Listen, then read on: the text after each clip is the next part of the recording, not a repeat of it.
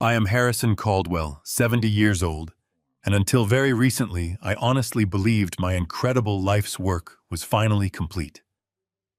As the proud founder of a massive multinational logistics empire based right here in Chicago, I had spent the last 40 years relentlessly sacrificing absolutely everything to ensure my family's untouchable legacy. But last Tuesday, standing quietly in the dark, suffocating shadows of my own master bedroom closet, my entire world violently shattered. I silently watched my son Trent and his wife, calmly calculating the exact agonizing timeline of my impending death. They were eagerly discussing the $25 million corporate insurance payout they would receive the very moment my heart finally stopped beating. Before I fully explain how I narrowly escaped their sinister chemical trap and executed my total revenge, let me know exactly where you are watching this story from in the comments below. Hit that like button and subscribe to the channel if you have ever discovered a shocking betrayal from someone you blindly trusted with your own life. The violent wave of nausea hit me exactly as the crowded Red Line train violently lurched forward, departing the Roosevelt station. It was not a gentle, subtle sickness. It was a brutal, physically paralyzing agony that felt like shattered glass, aggressively grinding its way through my internal organs. A sharp, burning ache instantly radiated outward from the very center of my chest, traveling down my left arm and settling heavily into my trembling fingertips. The loud metallic screeching of the subway train's wheels against the heavy steel tracks echoed painfully inside my skull, amplifying the severe dizziness that threatened to drag me into total unconsciousness. I desperately squeezed my eyes shut, gripping the cold metal handrail beside my seat, until my knuckles turned stark white. This was exactly how every single morning had begun for the past 3 agonizing months. I had officially stepped down as the active chief executive officer of Caldwell Logistics, proudly handing the massive operational reins over to my son Trent. I had genuinely believed the intense, suffocating pressure of managing global supply chains had simply finally caught up with my aging body. I had consulted the absolute best medical specialists in the entire city of Chicago.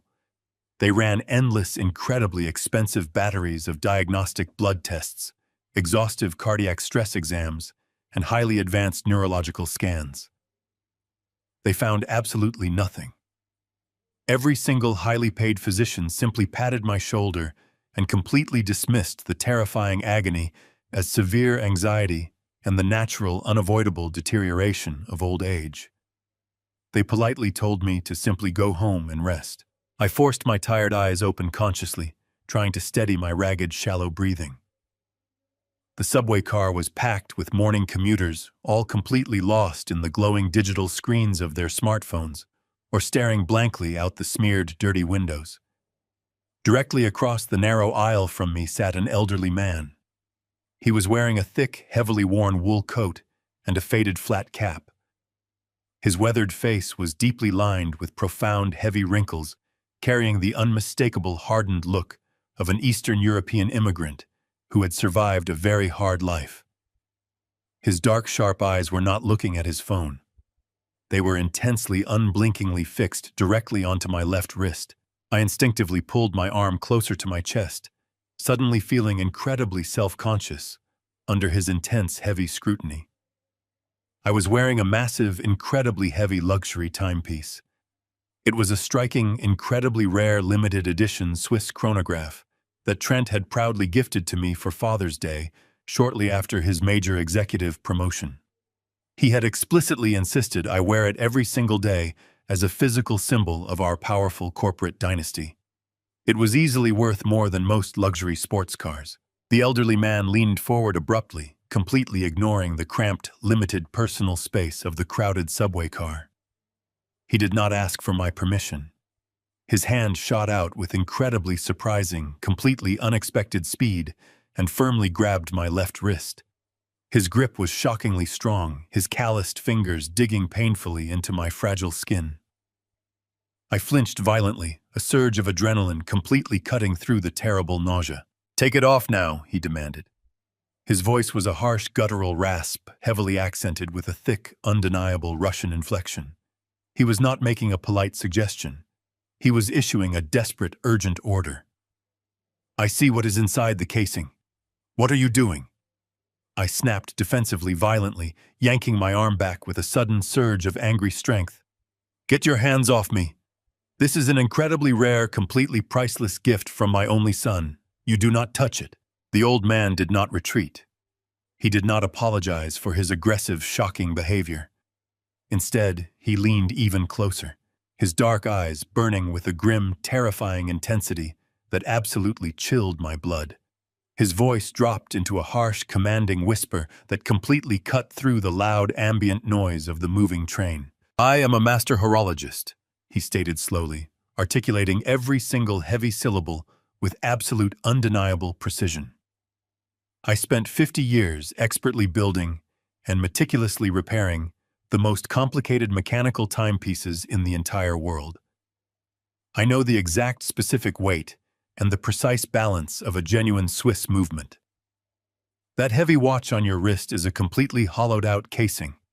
It is not functioning machinery." He reached into the deep pocket of his worn wool coat and quickly produced a tiny, specialized metal tool. He held it up, the sharp silver tip catching the harsh fluorescent light of the subway car. "Open it right now in front of me," he demanded softly, his expression completely unyielding. "Open it right now, or I promise you, you will not physically live to see the end of this month." The sheer terrifying conviction radiating from his dark eyes completely paralyzed me. The terrible burning pain radiating through my chest suddenly felt much sharper, far more sinister. I hesitated for a fraction of a second, my mind violently rejecting the impossible, horrific implication of his aggressive words. This was a loving gift from Trent. It was a symbol of his deep respect. But the agonizing daily sickness had mysteriously begun almost exactly the same week I had started wearing the heavy metal band tightly against my skin. My hands trembled uncontrollably as I clumsily unclasped the thick leather strap and handed the heavy timepiece over to the stranger. The old man handled the expensive luxury watch with absolute, complete irreverence. He did not admire the flawless diamond-encrusted bezel. He simply flipped it over, wedged the tiny, sharp metal tool perfectly under the microscopic seam of the thick backplate, and expertly applied pressure. There was a sharp, distinct metallic pop. The heavy back casing cleanly detached, falling into his calloused palm. He silently held the open watch up so I could clearly see directly inside.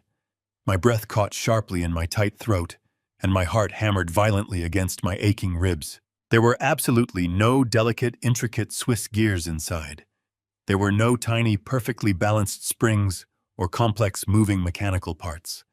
The entire internal cavity of the incredibly expensive watch was completely, entirely empty. Instead of machinery, a strange, spongy, highly absorbent metallic pad was firmly wedged tightly against the interior metal backing. It was slowly, continuously oozing a thick, foul-smelling, distinctly grayish gel. The dark chemical substance was specifically designed to press directly against the permeable surface of my skin, slowly and consistently absorbing straight into my fragile bloodstream every single minute I wore the loving gift from my son. I practically sprinted off that train the second the doors opened at the downtown station.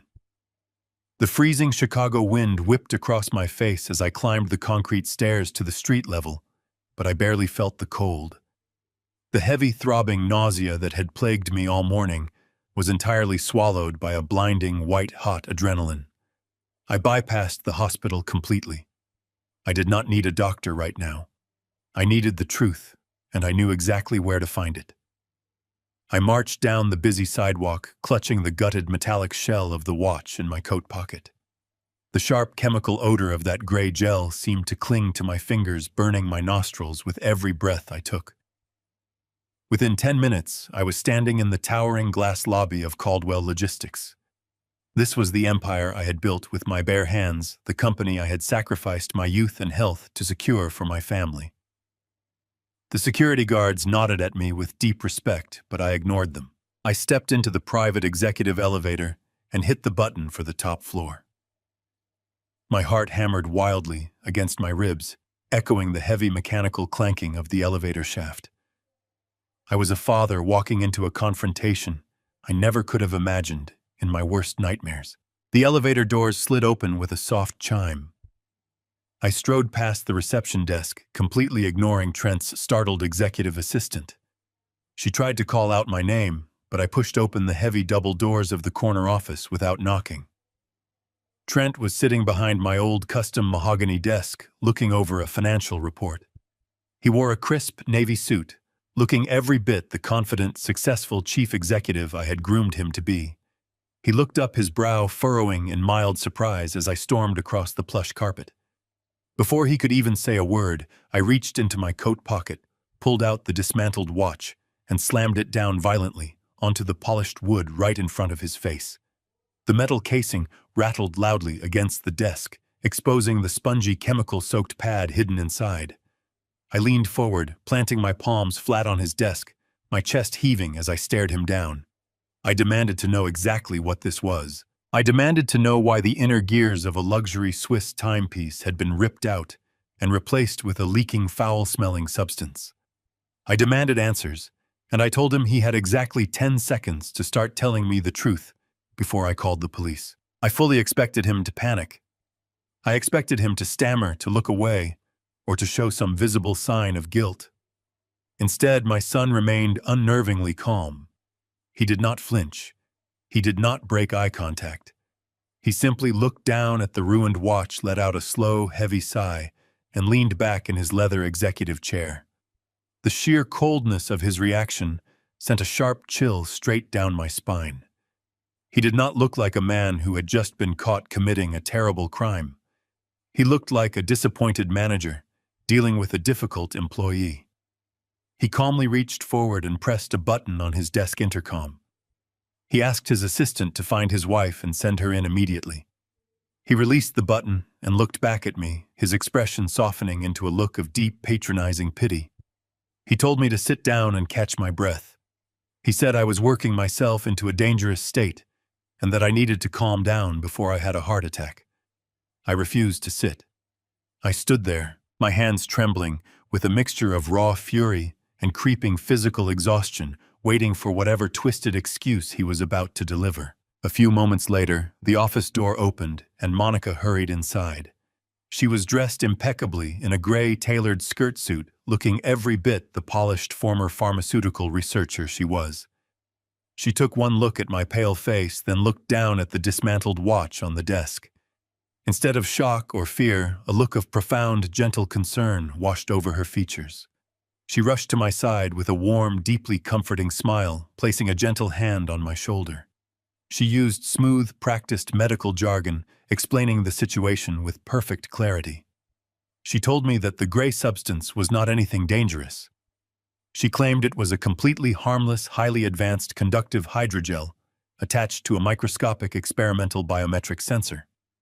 She explained that her old pharmaceutical development firm was currently testing this transdermal patch to monitor severe blood pressure fluctuations and cardiac irregularities in real time.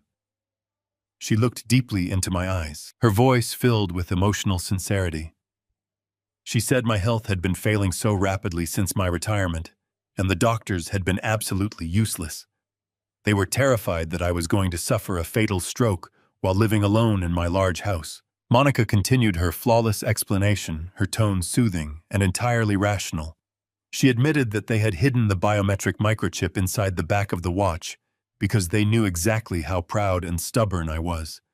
They knew I would have flatly refused to wear a bulky medical monitor or admit that my health was genuinely declining.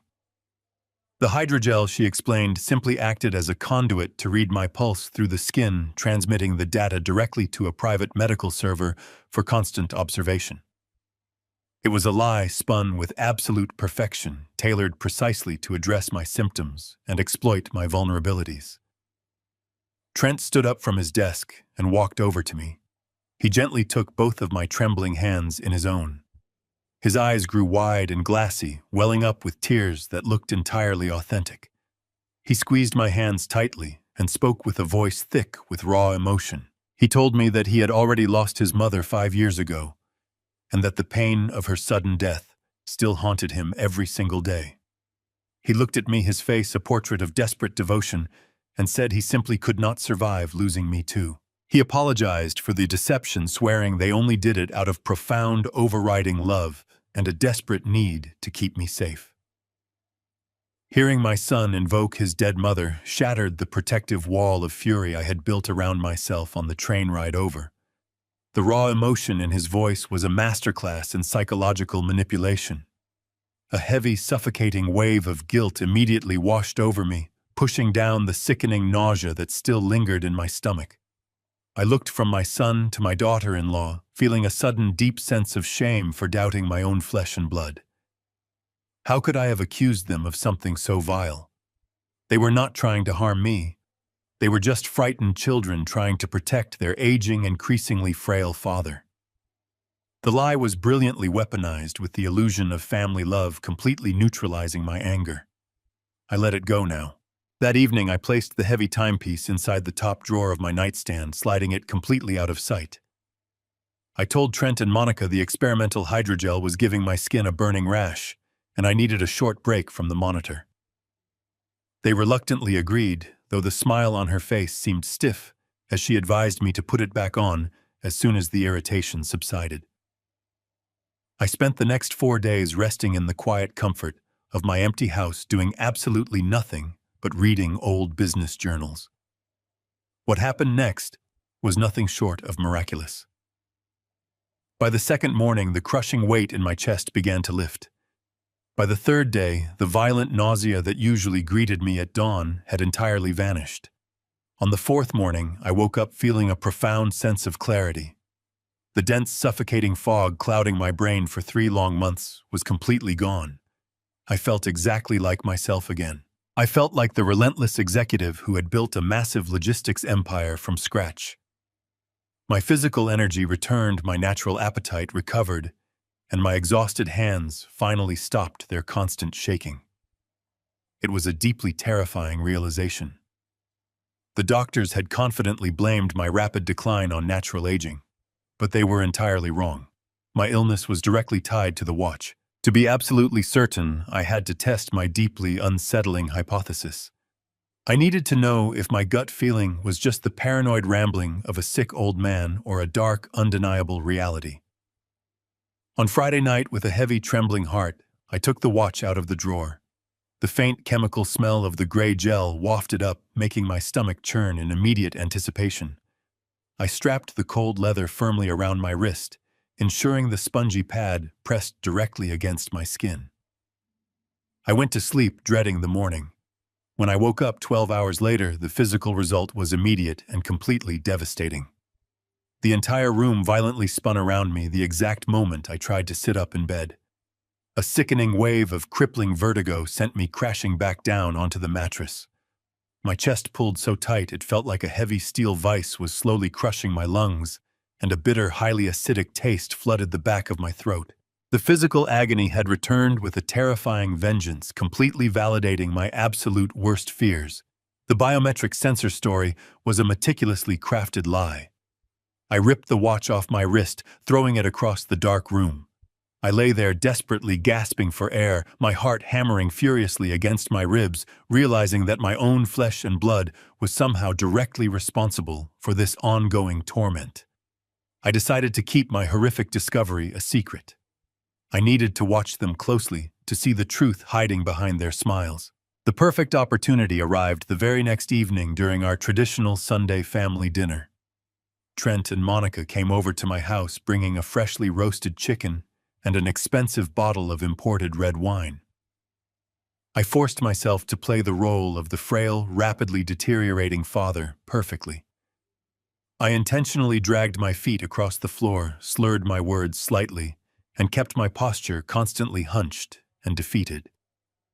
I purposely wore a loose-fitting shirt with long sleeves just to hide the fact that my wrist was completely bare. As we sat around the large mahogany dining table, Monica poured the wine, her voice dripping with artificial sweetness as she asked about my declining health. I decided it was time to finally drop the bait. Midway through the main course, I let out a sudden loud gasp, clutching my chest tightly with one hand, while violently sweeping my other arm across the wooden table. My trembling hand slammed into my crystal wine glass, sending it crashing violently to the hardwood floor. Dark red wine splattered everywhere, permanently staining the expensive wool rug. I slumped heavily forward in my dining chair, groaning loudly, pretending to be overcome by a severe, blinding dizzy spell. I kept my eyes half closed carefully, watching their instant reaction through my eyelashes. A normal, loving son would have immediately jumped up in absolute panic. A caring daughter-in-law would have rushed to my side or frantically called for an ambulance. But they did neither. Instead of showing genuine fear, I caught a fleeting, microscopic expression perfectly displayed on her face. She did not gasp in shock. She did not reach out to help me. She simply shot Trent a cold, incredibly impatient glare. She let out a sharp sigh of profound annoyance, then slowly turned her wrist to casually check the time on her own watch.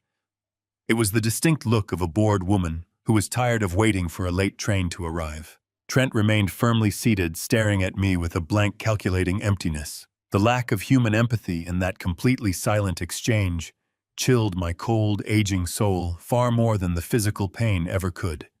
They eventually helped me safely back to the living room sofa.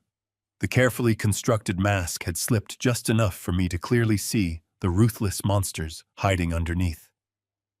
I spent a sleepless night staring at the ceiling, my mind racing through every interaction, every signed contract, and every business decision I had made since handing over the company. The next morning, the true depth of their agenda arrived at my front door. At exactly 9 o'clock, the heavy front doorbell rang loudly. I shuffled slowly to the entrance, still perfectly playing the role of a weakened old man. Trent stood on my porch, but he was not alone. Standing next to him was a lawyer named Thomas Bradley.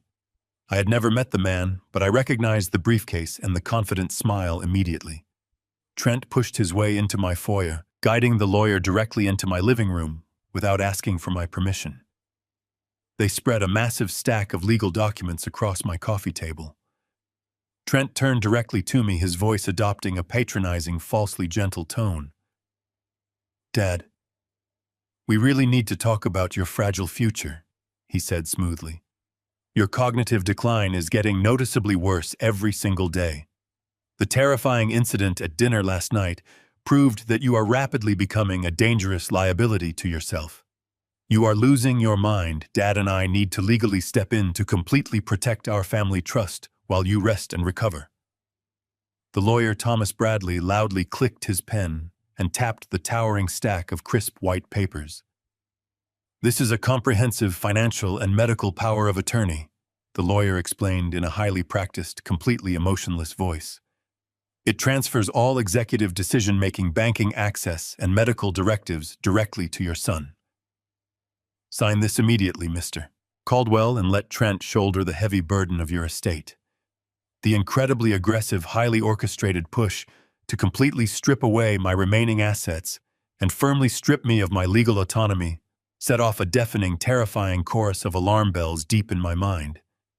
They were closing the net. The heavy gold pen hovered just inches from my face. Thomas Bradley held it out with a practiced, predatory smile, his perfectly tailored suit practically screaming of expensive billable hours. Next to him, my son Trent leaned over the mahogany coffee table, lightly tapping the signature line on the thick stack of legal documents. "Come on, Dad." Trent murmured, his voice dripping with an artificial, syrupy sweetness that made my skin crawl. "It is just a simple signature. It will take 10 seconds, and then you can finally rest without worrying about the company, the bank accounts, or the medical bills. I will handle absolutely everything for you, I promise." I sat frozen on my own living room sofa, my heart hammering a frantic, terrifying rhythm against my ribcage. The sheer audacity of their ambush was breathtaking. They had boxed me into a corner both physically and psychologically, positioning themselves between me and the hallway. The thick stack of papers rested dangerously close to a large, steaming mug of black coffee I had poured for myself just moments before they arrived. I stared down at the crisp white pages, my mind racing at 1,000,000 miles an hour. If I flatly refused to sign, if I kicked them out, and demanded they leave me alone, Trent would immediately use that as concrete evidence of my supposed cognitive decline. He would march straight to a judge, claim I was paranoid and combative, and force a hostile conservatorship. I would be locked away in a facility before the week was over, and the thallium would be replaced by whatever chemical cocktail Monica decided to prescribe. I needed an exit strategy, and I needed it right this second. I realized with a cold, sharp clarity that the only way out of this trap was to play directly into their narrative. They wanted to believe I was a weak, rapidly deteriorating old man. I was going to give them a performance they would never forget. I let out a weak, ragged sigh, forcing my shoulders to slump heavily forward. I deliberately made my breathing sound shallow and labored. "You are right, Trent," I whispered, keeping my eyes cast downward in feigned defeat. "I am just so terribly tired lately. I cannot seem to focus my mind. Show me where you need my name." Trent exchanged a swift, triumphant look with the lawyer. The smug satisfaction radiating from my son was absolutely nauseating. Bradley stepped closer, eagerly pointing the heavy gold pen toward the dotted line. "Right here, Mr. Caldwell," Bradley said smoothly.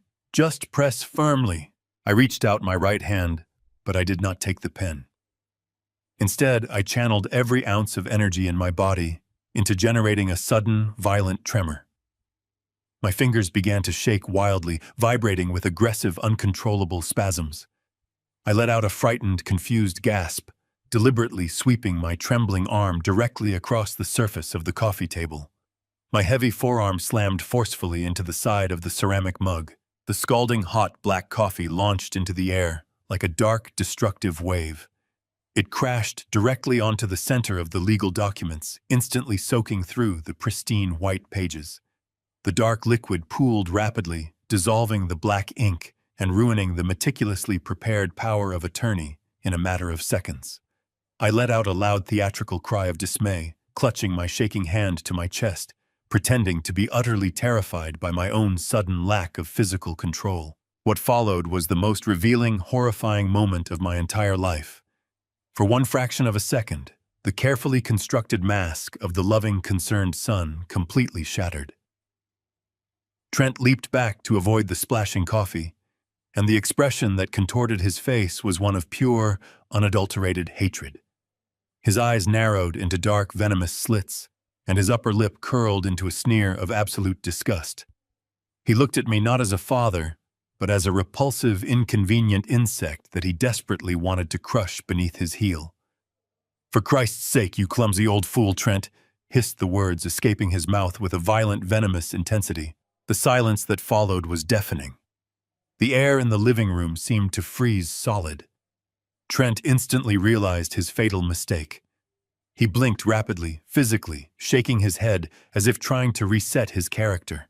Within the span of a single heartbeat, the vicious predator vanished, and the deeply concerned son miraculously reappeared. "Oh, Dad, I am so sorry." Trent stammered quickly, reaching out to grab a handful of napkins from a nearby side table. "I did not mean to snap at you. I am just stressed out from work. Are you burned? Did the hot coffee burn your skin?" I kept my head down, pretending to whimper in confusion, but my mind was crystal clear. I had seen the monster hiding behind his eyes. I had seen the absolute truth. Thomas Bradley let out a frustrated, highly unprofessional sigh as he stared down at the ruined coffee-soaked documents. "The pages are completely destroyed, Trent," the lawyer muttered, lifting a dripping, brown-stained sheet of paper with his fingertips. "We cannot submit these to the county clerk under any circumstances. We need a completely fresh set of signatures." Trent gritted his teeth, visibly struggling to maintain his calm, comforting facade. "It is okay," Thomas Trent said softly, though the muscles in his jaw were twitching furiously. "We will just head back to the downtown office and print a brand new batch of documents. We can come back tomorrow morning to finish this properly." He turned to me, placing a gentle, entirely fake hand on my shoulder. "You just rest today, Dad. We will handle this tomorrow when your hands are feeling a bit more steady. Do not worry about a single thing." I nodded weakly, burying my face in my hands, playing the role of a humiliated broken man to absolute perfection. I listened closely to the sound of their leather shoes retreating across the hardwood floor. I heard the heavy front door open and eventually click shut. I waited exactly 30 seconds in absolute breathless silence. Then I slowly stood up from the sofa. The manufactured weakness instantly drained from my muscles. My hands were no longer shaking. My posture straightened, and I walked purposefully across the living room to the front entrance. I engaged the heavy brass deadbolt, sliding it into place with a loud, satisfying metallic clunk. I turned around and stared at the empty, quiet house. The deep gut feeling had evolved into a terrifying certainty.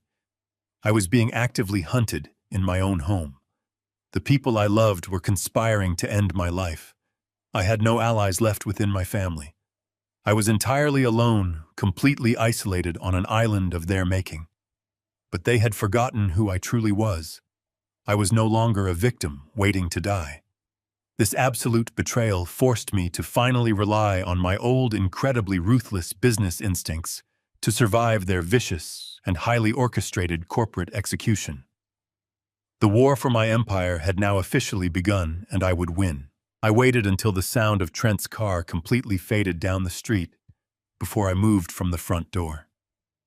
The silence of my house felt suffocating, but I knew I did not have the luxury of sitting around to process the betrayal. I needed undeniable proof of what was inside that watch. My first instinct was to drive straight to the premier research hospital in downtown Chicago, where I had been treated for the past 3 months. But I quickly stopped myself. Monica was a former pharmaceutical researcher with extensive connections throughout the city's medical district. If I walked into a major hospital claiming I was being poisoned, there was a high probability someone in the network would immediately alert her. She could intercept the lab results or manipulate the attending physicians into dismissing my claims as severe dementia. I could not risk it. I needed absolute secrecy. I needed an independent facility that operated completely off the grid, far away from my daughter-in-law's sphere of influence. I went to my closet and pulled out a small lockbox where I kept emergency cash. I stuffed several thick stacks of $100 bills into my coat pocket.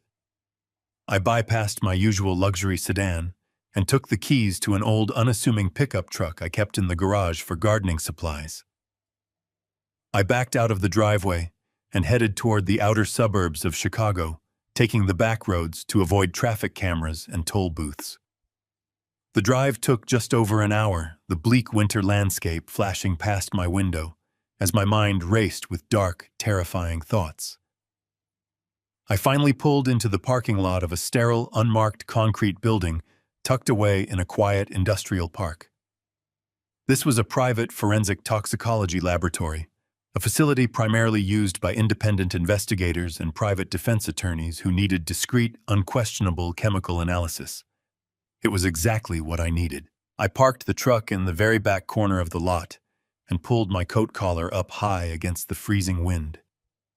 I walked through the heavy glass doors into a stark, brightly lit reception area that smelled faintly of antiseptic and bleached floors. There were no comfortable waiting room chairs or friendly receptionists. A thick pane of bulletproof glass separated the front desk from the main laboratory area. A tall, serious-looking technician in a white lab coat stepped up to the glass partition, eyeing me with mild suspicion. I did not offer my real name or my corporate title. I simply slid the gutted watch across the stainless steel counter, placing it right next to a small, sterilized vial of my own blood that I had carefully extracted in my bathroom earlier that morning.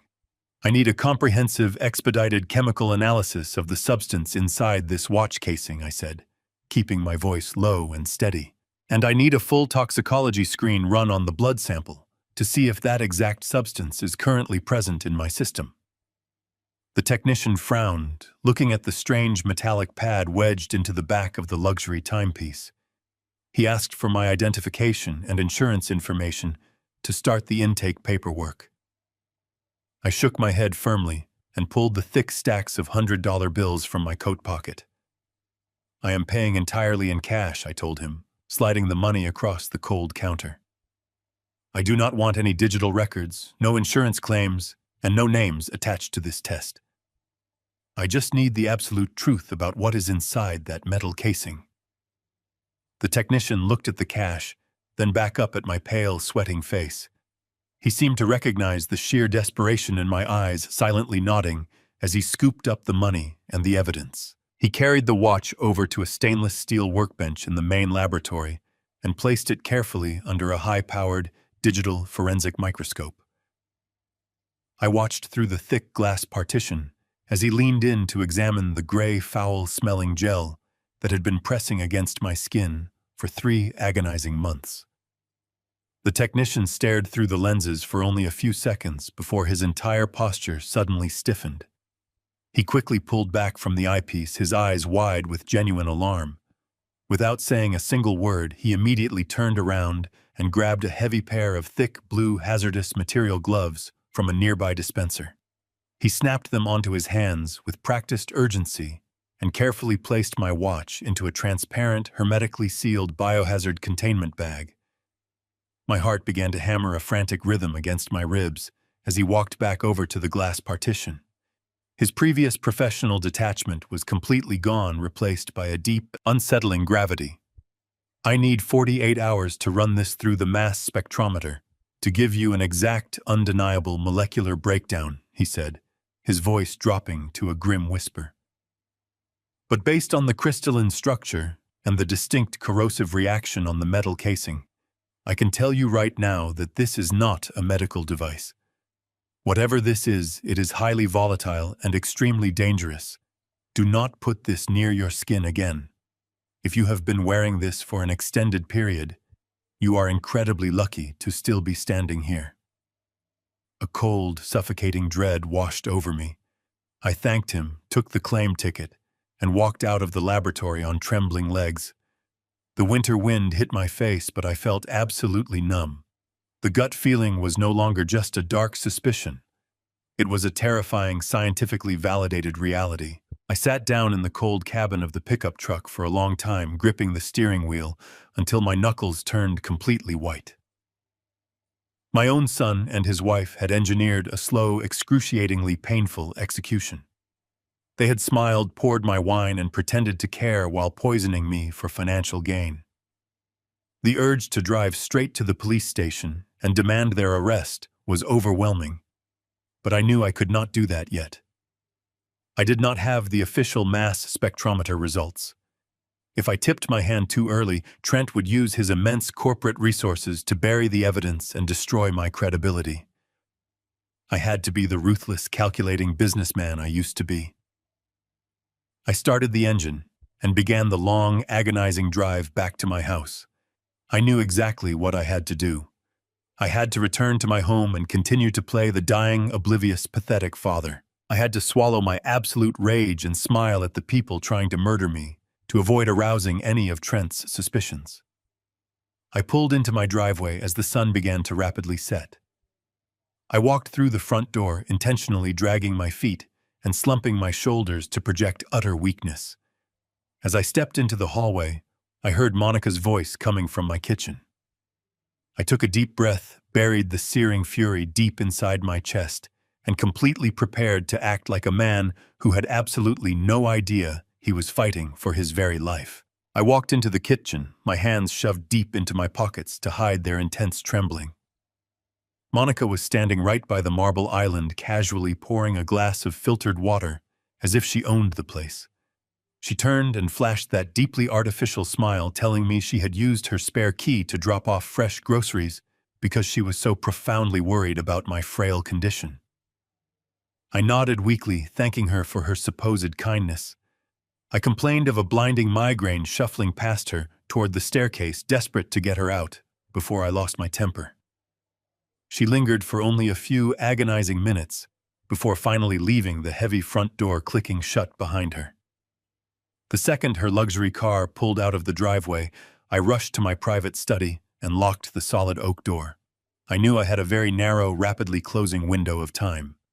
If they were actively planning to end my life, I needed absolute undeniable surveillance of my own home to catch them in the act. I pulled out my secure burner phone and dialed a number I had not used in over 2 decades. I called Sarah Jenkins. 20 years ago, Sarah was the absolute best corporate espionage security contractor in the entire Midwest. Whenever a rival logistics firm tried to steal my supply chain secrets or plant listening devices, Sarah was the phantom I hired to aggressively turn the tables. She was ruthless, brilliant, and operated entirely in the shadows. Her voice was just as crisp and guarded as I remembered. I did not waste any time with pleasantries or polite catch-ups. I told her I was in a desperate, horrifying situation, that my life was in active danger from my own family members, and that I needed comprehensive, completely undetectable surveillance installed in my personal residence immediately. I offered her triple her usual exorbitant rate, provided she could do it quietly and without leaving a single trace behind. She agreed without hesitation, instructing me to leave the side door of my garage unlocked at exactly 8 o'clock the following morning.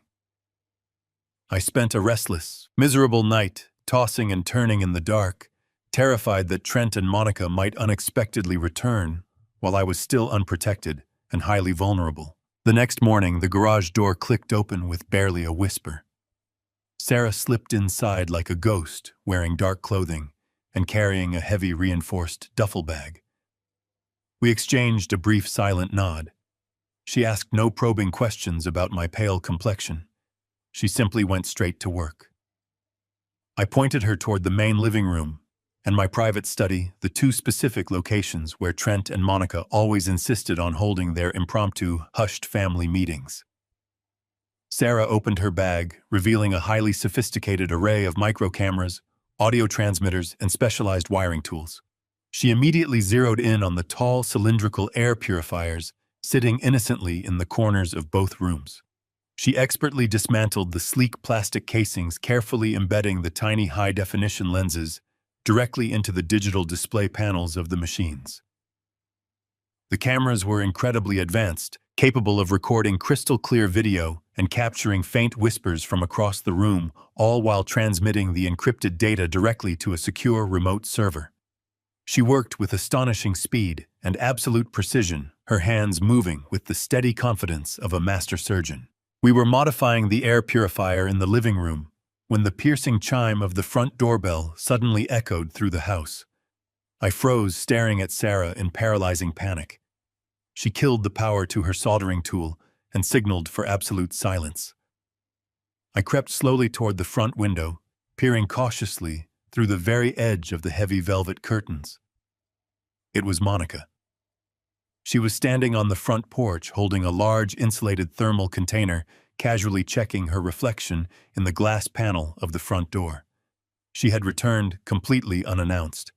If she walked into the living room and saw Sarah surrounded by exposed wires and dismantled machinery, my entire survival plan would be instantly destroyed. Trent would know I was actively investigating them, and they would undoubtedly accelerate whatever lethal toxic timeline they had planned for me. I looked back at Sarah. She was already rapidly packing her specialized tools away, shoving the delicate components into her duffel bag with silent, frantic urgency. I knew I had to boldly intercept Monica and buy Sarah enough time to escape. I ruffled my hair, unbuttoned my shirt, and took several ragged breaths to mimic physical distress. I unlocked the deadbolt and slowly pulled the door open, blocking the entrance with my body. Monica smiled brightly, eagerly holding up the thermal container. "I brought you some healthy homemade soup, Dad," she chirped, her voice dripping with that sickeningly fake, overly sweet affection. "I know you have not been eating well, and this has all the right nutrients to help aggressively build up your failing strength." I let out a harsh, agonizing cough, leaning heavily against the wooden doorframe, as if I could barely support my own physical weight. I thanked her weakly, reaching out with a trembling hand to take the container, but I intentionally kept my arm braced rigidly across the doorway. She tried to step forward, her eyes darting curiously over my shoulder toward the dark, quiet hallway. "I really need to come inside and heat it up for you," she insisted, pushing gently but firmly against the heavy door. I groaned loudly, clutching my chest with my free hand, completely blocking her path. I told her I was incredibly tired, that I had a terrible blinding fever, and that I just desperately needed to lie down alone in the dark. She frowned, clearly frustrated by my unexpected resistance. I could clearly see the cold, ruthless calculation flashing in her eyes as she tried to accurately assess whether I was truly sick or actively hiding something from her. Behind me, hidden deep in the shadows of the house, I heard the faint, almost imperceptible sliding of the back window being carefully pushed open. Sarah was making her desperate escape. I coughed again, much louder this time, doubling over and resting my sweaty forehead against the cool doorframe. "Please, Monica." I wheezed, projecting pure, pathetic vulnerability to distract her. "Just leave the soup with me. I cannot handle any bright lights or loud conversation right now." She stared at me for a long, agonizing moment, her jaw tightening visibly with suppressed, furious irritation. Finally, she let out a dramatic, overblown sigh of feigned sympathy. She aggressively thrust the container into my trembling hands. "You really do look awful, Harrison," she murmured coldly, completely dropping the affectionate title of Dad she loved to use. "Eat the soup. It is exactly what you need to finally rest." She turned on her heel and marched swiftly down the concrete driveway without looking back. I closed the door and locked it tightly, leaning my heavy back against the solid wood as a cold sweat drenched me entirely. I locked the door tightly, leaning my back against the solid wood as cold sweat drenched me. I stayed there for several minutes, listening to the profound silence of the house. The thermal container in my hands felt like a bomb waiting to detonate. I carried it to the kitchen and poured the thick liquid straight down the garbage disposal. I washed the container with scalding water, making sure no trace of the soup remained. As I dried my trembling hands, my secure burner phone vibrated softly in my pocket. It was an encrypted text message from Sarah. She was out, and the surveillance feeds were live. I breathed a sigh of relief. The first phase of my counterattack was securely in place, but surveillance alone was not enough to save me. I needed to understand the true motive behind their lethal timeline. To do that, I had to look at the money. I spent the remainder of the evening carefully setting the stage. I turned off the lights, leaving only a dim lamp in the hallway. I shuffled up the wooden stairs, making my footsteps drag, in case Monica had planted listening devices or instructed Trent to drive past. I went into my room, changed into pajamas, and climbed into the large bed. I left a small crack in the curtains so anyone watching from the street would assume I was bedridden and asleep. I lay perfectly still for 2 agonizing hours, staring at the dark ceiling, listening to the wind. When I was absolutely certain the neighborhood was dead, I silently slipped out from under the blankets. I crawled across the carpet to the far corner of my large closet, pulled back a loose baseboard, and retrieved a small, hidden digital tablet. I had secretly purchased this device months ago when my symptoms first began, hiding it out of a paranoid instinct I could not quite explain. Now it was my lifeline to the outside world. I sat cross-legged on the floor, pulling a heavy blanket over my head to mask the bright digital glow of the screen. I powered on the tablet and connected to a hidden encrypted cellular network. I navigated to the login portal for Caldwell Logistics. When I handed the chief executive title to Trent 18 months ago, I surrendered all my access keys, fobs, and passwords. I wanted him to feel the true weight of leadership. I wanted him to command the empire I had bled for 40 years to build. But I was not a fool. I had secretly embedded a backdoor administrative code directly into the architecture of the corporate servers. It was a master skeleton key that bypassed all standard security protocols, firewalls, and 2-factor authentication checkpoints. I never told Trent about it. I never told the board of directors. It was my ultimate fail-safe, a ghost protocol designed to monitor the health of my life's work. I typed the complex string into the terminal and pressed enter. The screen went black for a terrifying second before the familiar dashboard of the Caldwell Logistics Master Financial Database materialized. The sheer volume of data was overwhelming, but my instincts were razor-sharp. I bypassed the sanitized executive summaries and profit reports Trent presented to the board.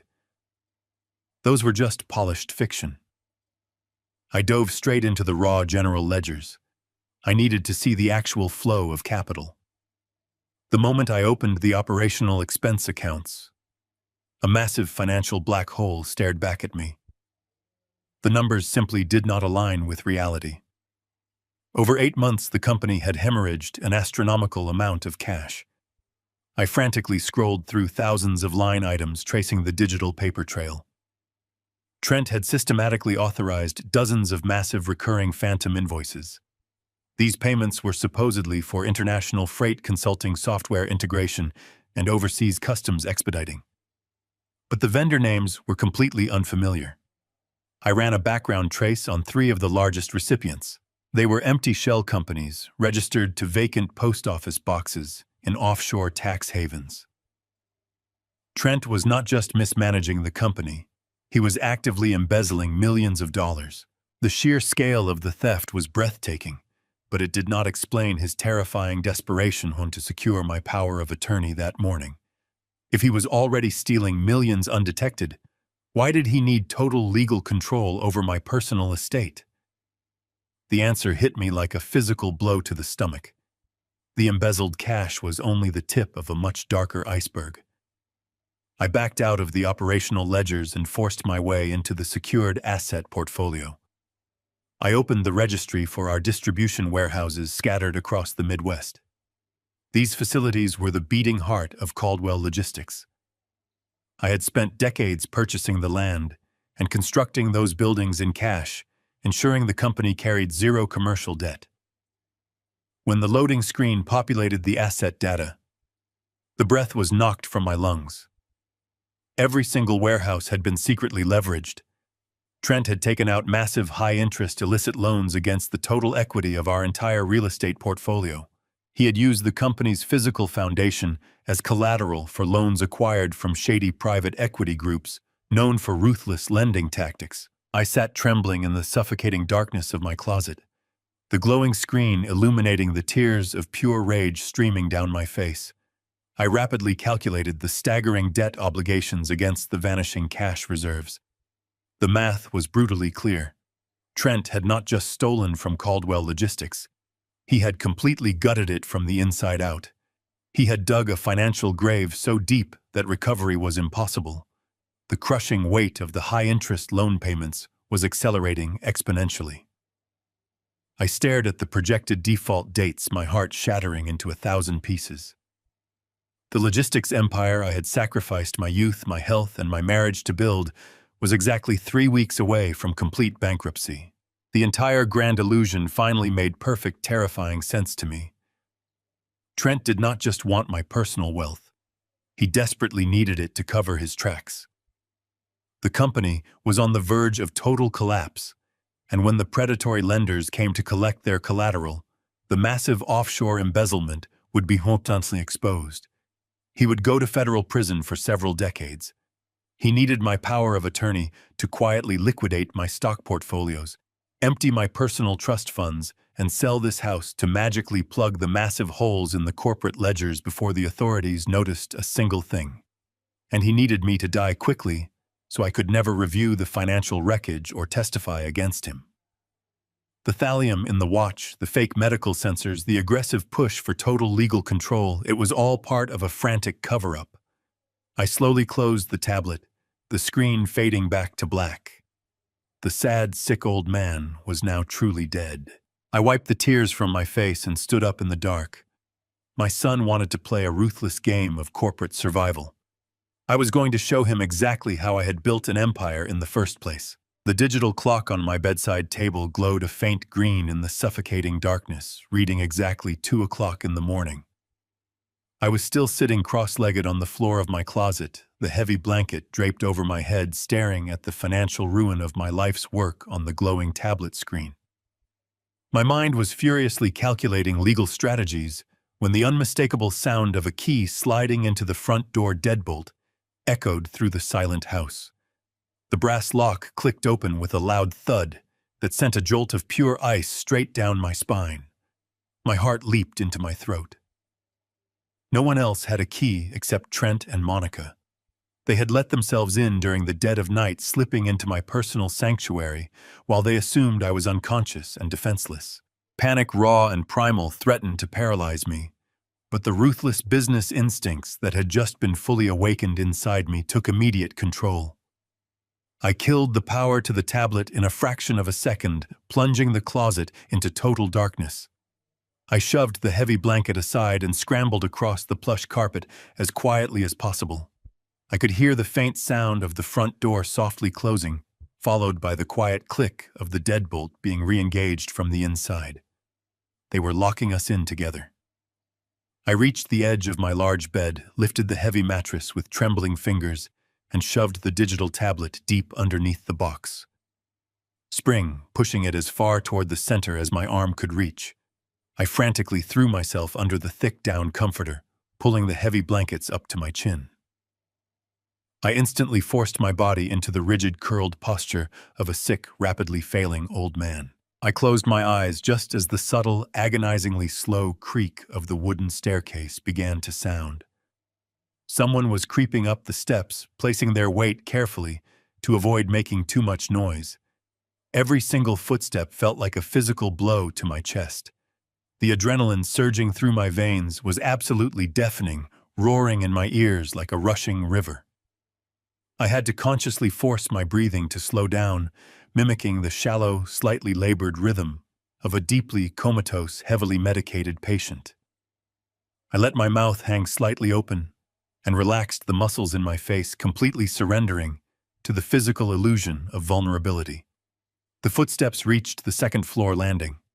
I heard the soft rustle of expensive fabric and the faint, familiar scent of Monica's imported floral perfume drifting into my bedroom.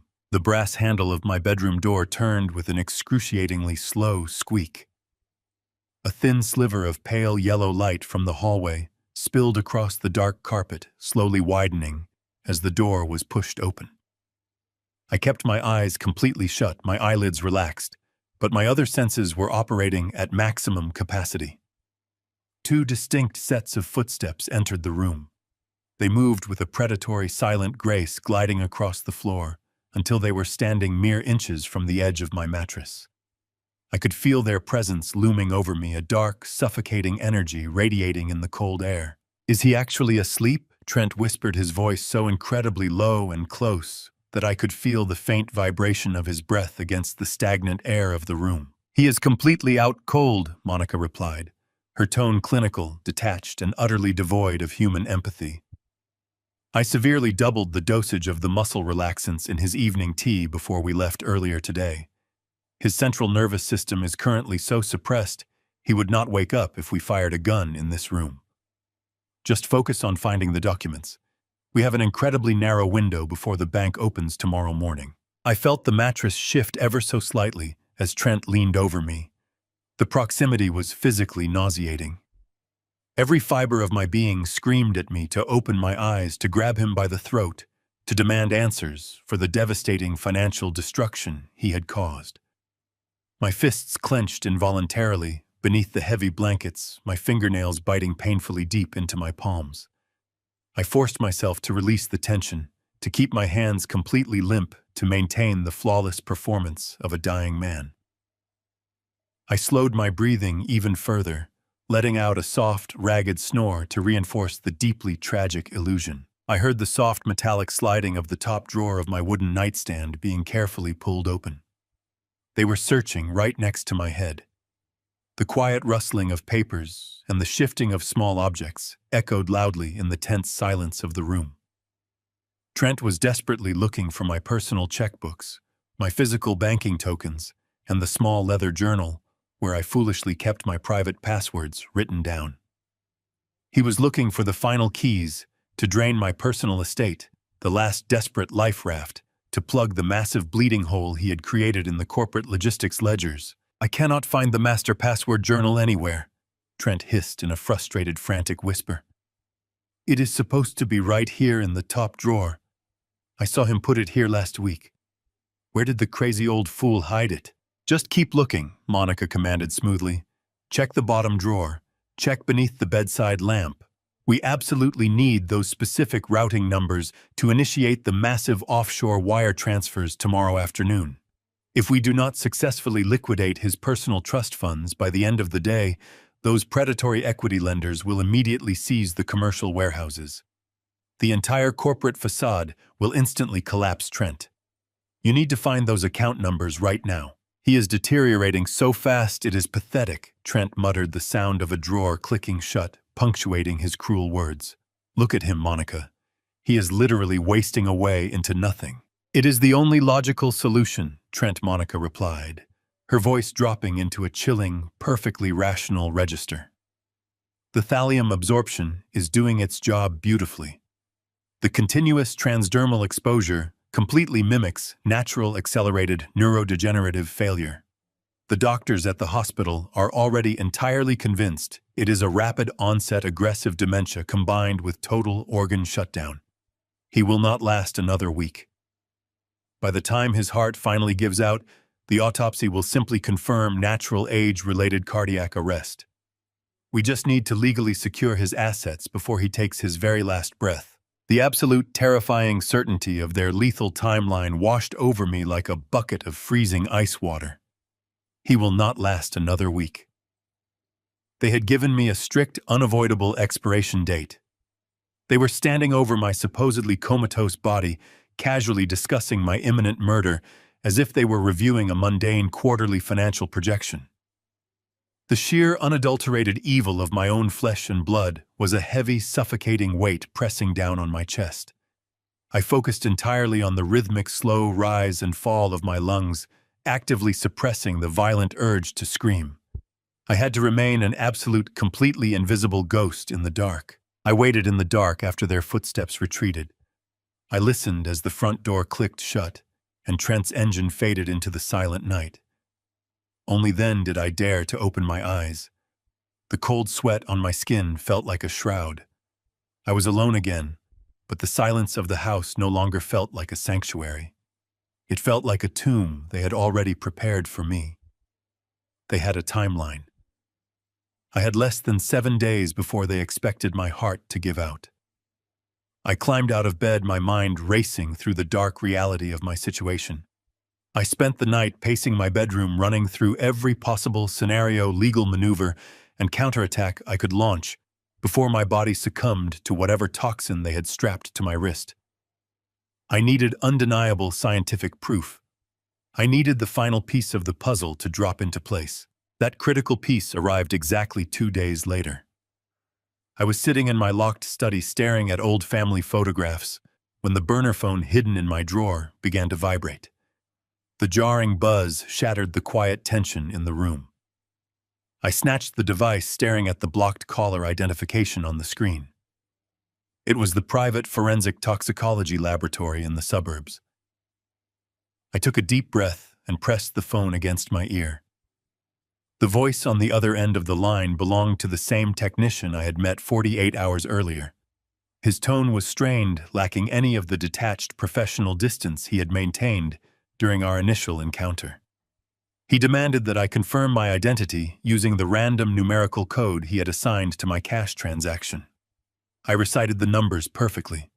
I heard him let out a long, heavy sigh before he began to speak. He told me he had run the chemical sample through the mass spectrometer multiple times because he simply could not believe his initial results.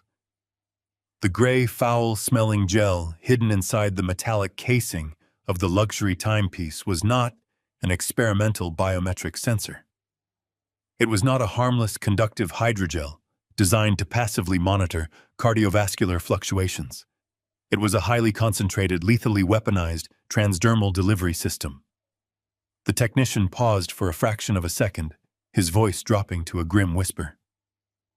The primary active ingredient suspended within the synthetic gel, he explained, was a heavy metal known as thallium. The harsh word hung in the cold air between us, heavy and incredibly final.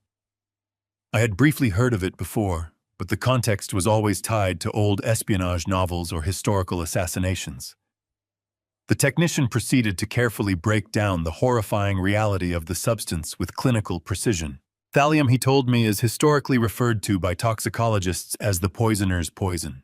It is a highly toxic heavy metal that is completely tasteless, absolutely odorless, and incredibly difficult to detect in standard hospital blood screens unless the attending physician knows exactly what to look for. But the most terrifying aspect of the chemical compound they had engineered was its sinister delivery method. By suspending the heavy metal in a permeable hydrogel and pressing it directly against the thin skin of my wrist, they had bypassed the human digestive system entirely. The thallium absorbed continuously into my bloodstream every single second I innocently wore the watch. The technician explained that chronic low-dose thallium poisoning meticulously mimics the natural symptoms of age-related deterioration. It aggressively attacks the central nervous system, causing the exact type of peripheral neuropathy, violent tremors, and crippling physical exhaustion I had been experiencing. It severely ravages the gastrointestinal tract, producing the blinding nausea and intense vertigo that plagued my mornings. And ultimately, it systematically shuts down the major bodily organs, leading directly to an inevitable, seemingly natural cardiac arrest. The sheer diabolical brilliance of the murder plot was staggering. Ordinary criminals could never have successfully engineered something this chemically sophisticated. This specific method required highly specialized knowledge, unfettered access to restricted laboratory compounds, and a deep understanding of human physiology. It required a trained pharmaceutical researcher. It required Monica. She had maliciously used her medical background and professional connections to flawlessly synthesize the perfect, untraceable murder weapon. She had calculated the exact dosage required to bring a grown man to his knees without triggering a sudden acute toxicity alarm. She had designed the gel to silently break down my body at a highly controlled pace, giving Trent just enough time to panic me into signing over my financial estate before I died. The narrative they had smoothly spun for the doctors at the research hospital was a masterpiece of lethal misdirection. They had painted a tragically believable picture of an aging executive rapidly succumbing to natural dementia and organ failure, seamlessly hiding their dark, toxic sabotage behind a flawless facade of family concern. I ended the call with the forensic laboratory, my hand shaking so violently I nearly dropped the burner phone onto the hardwood floor. I walked heavily over to my desk and pulled open the deep bottom drawer. The gutted metallic shell of the luxury Swiss watch lay there in the deep shadows, looking like a harmless, discarded piece of jewelry. I stared down at it, a massive wave of profound sorrow washing over my soul.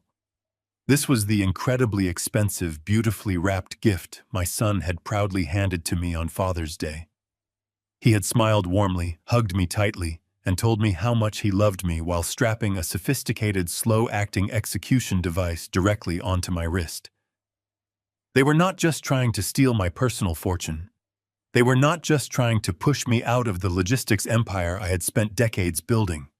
My own son and my supposedly caring daughter-in-law were methodically, slowly murdering me in plain sight. Every single day I wore that beautiful symbol of supposed family devotion.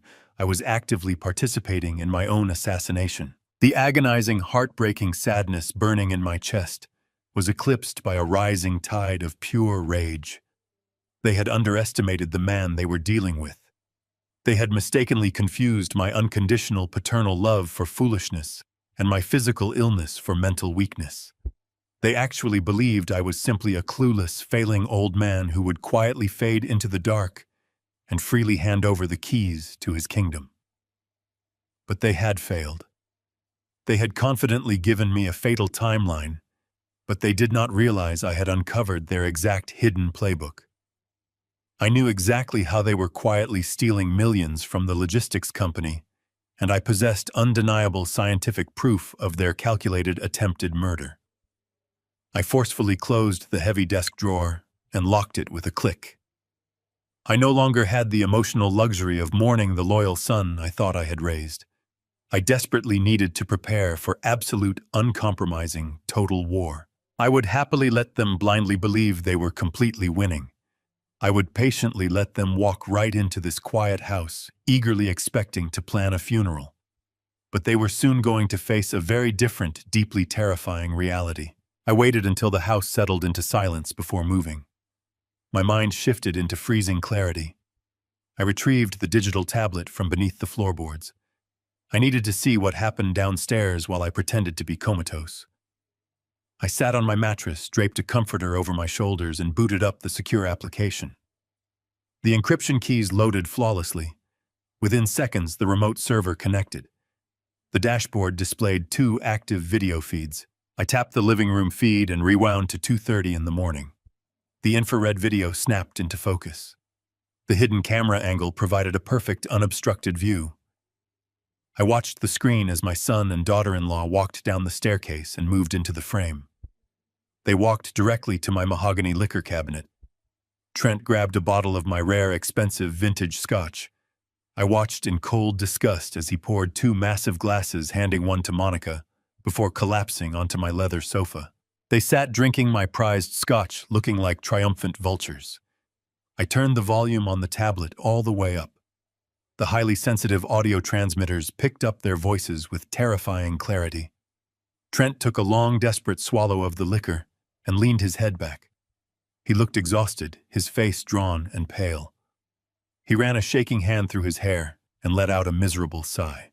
"We are running out of time, Monica?" Trent whispered, his voice trembling with desperate panic. "The bank is going to notice the empty accounts by the end of the month. The commercial loans are already in default. The corporate cash reserves are completely gone. Every single operational dollar is gone." Monica took a slow, elegant sip of her drink. "You just need to keep your nerve, Trent," she replied, her tone smooth and cold. "We have the power of attorney documents ready. As soon as his heart gives out, the entire estate transfers to your control. We liquidate the personal trust funds, sell this house, and quietly backfill the corporate accounts before the board of directors realizes a dime is missing. It is a flawless plan." "I cannot stop panicking," Trent hissed abruptly, leaning forward and gripping his glass so tightly I thought it might shatter. "You do not understand the sheer magnitude of this disaster, Monica. It is exactly $15 million. $15 million of critical operational corporate capital completely vaporized into thin air." I stared at the screen, my breath catching painfully in my throat. $15 million. That was a staggering, incomprehensible sum of liquid cash to disappear soon from the logistics company ledgers. I listened closely as Trent began to unravel his desperate confession, pouring out into the quiet room. He admitted that he secretly wired the $15 million to a series of underground, unregulated cryptocurrency exchanges operating out of Eastern Europe. He convinced himself he was a financial genius, attempting to aggressively multiply the company assets in a matter of weeks to step out of my imposing shadow. But the digital markets violently crashed. His leveraged positions were liquidated overnight.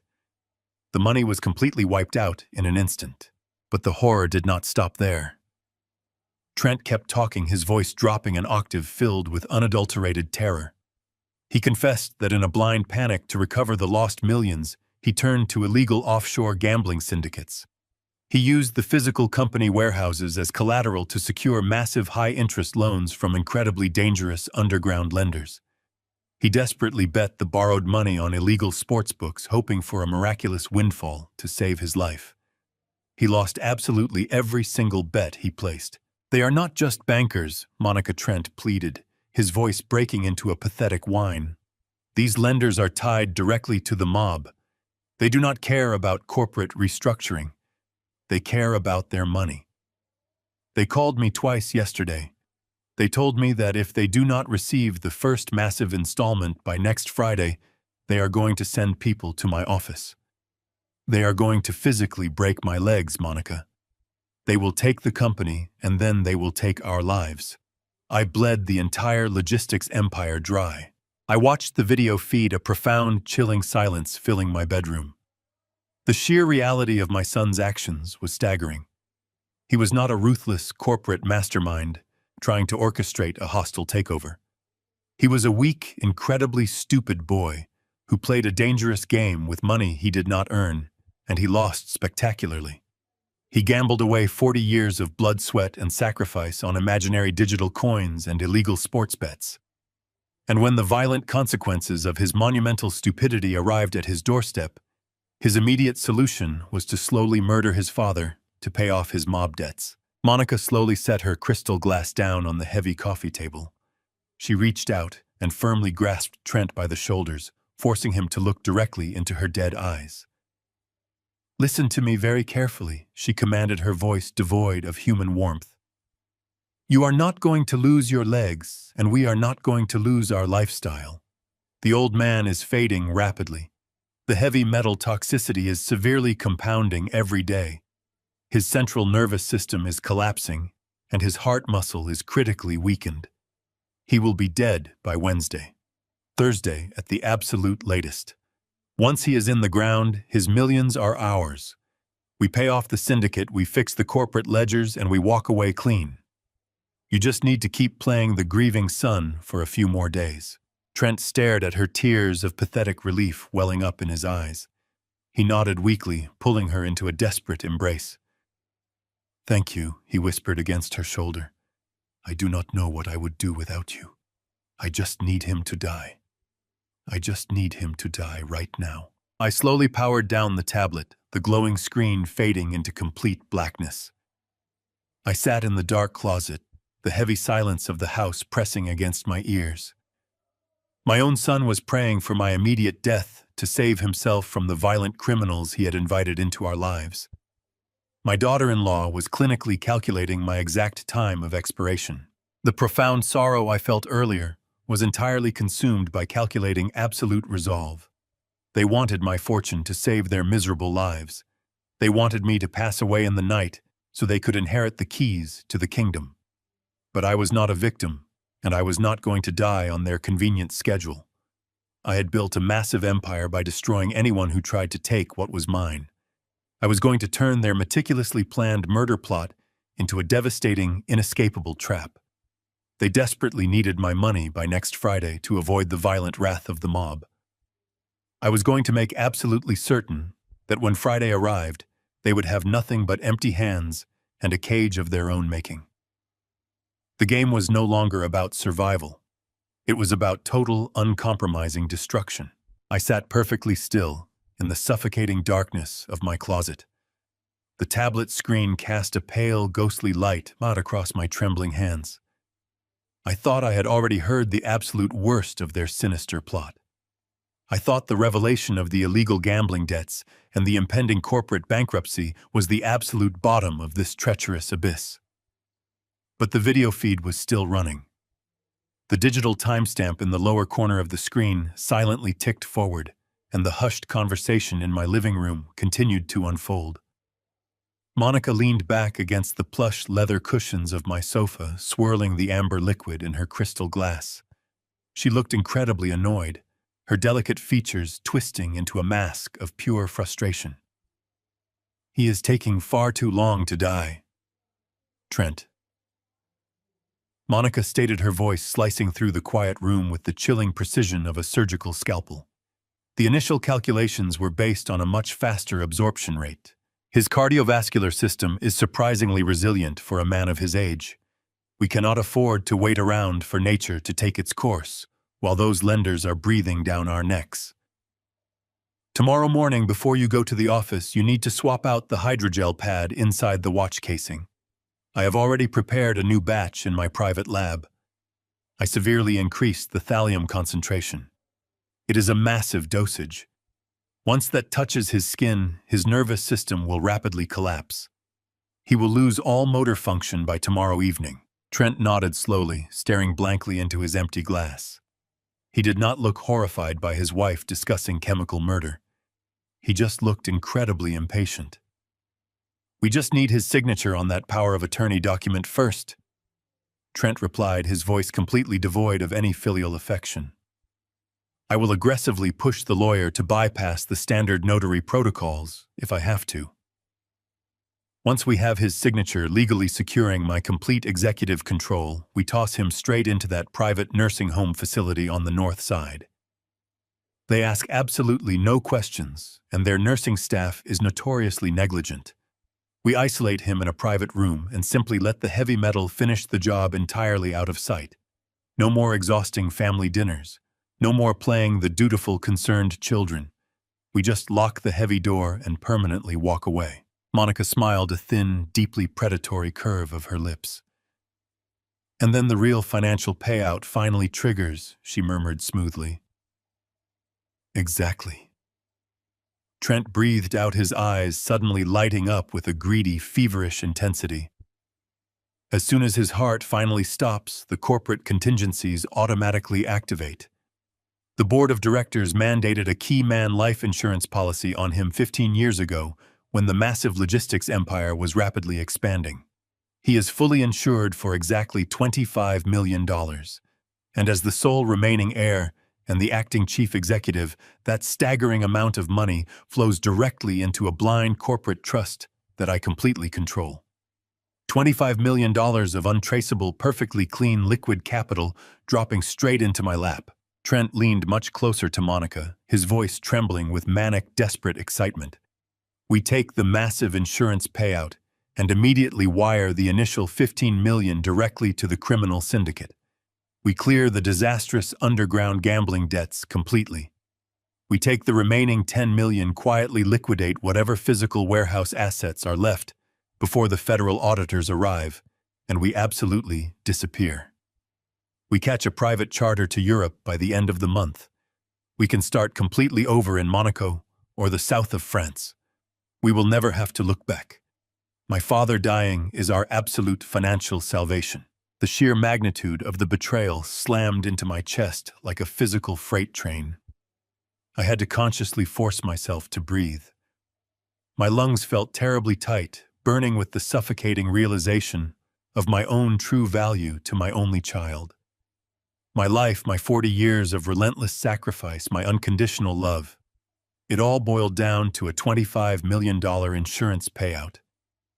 I was not a beloved father to him. I was simply a highly lucrative corporate asset waiting to be violently liquidated. I was a walking, breathing lottery ticket that he was actively trying to safely cash in. I watched my son kiss his wife on my sofa, celebrating their impending wealth, completely intoxicated by the prospect of my imminent demise. They genuinely believed they had thought of absolutely everything. They had the perfect untraceable poison, the perfect financial motive, and the perfect international escape plan. They simply assumed I was just a frail, pathetic old man, blindly stumbling into an early grave. They arrogantly thought my entire legacy was theirs to freely pillage. I slowly reached out and tapped the digital screen, permanently terminating the live video feed. The sudden silence in the closet was absolutely deafening. I sat in the pitch-black darkness, a profound, terrifying calm suddenly settling over my exhausted mind. The burning rage that had previously consumed me completely evaporated instantly, replaced by a cold, calculating, and razor-sharp focus. I was a man who had successfully built a massive empire by completely outsmarting the most ruthless corporate sharks in the entire logistics industry. I knew exactly how to dismantle a hostile opponent piece by piece until they had absolutely nothing left to leverage. And Trent had just foolishly handed me his entire operational playbook. He desperately wanted the legal power of attorney. He selfishly wanted the massive corporate insurance money. He cowardly wanted to flee to Europe and live comfortably like a king on the bloody spoils of my chemical execution. I was going to willingly let him believe his sinister plan was working absolutely perfectly. I would eagerly give him the grand illusion of total victory right up until the final, devastatingly irreversible moment. I carefully pulled the glowing tablet back into my lap and securely reopened the highly restricted corporate network portal. I smoothly bypassed the main operational ledgers and dug directly into the deeply hidden human resources and insurance administrative files. I needed to quickly verify the exact legal terms of the key man policy Trent was so desperately relying on. I found the dense legal document buried deep within the digital archives of the corporate server. I slowly read through the remarkably complex contractual stipulations, carefully scanning the tiny fine print with the highly practiced speed of a seasoned executive. The policy was indeed entirely valid, and it would absolutely pay out exactly $25 million immediately upon my certified death. However, Trent had fundamentally misunderstood a critical, incredibly important underlying corporate legal structure.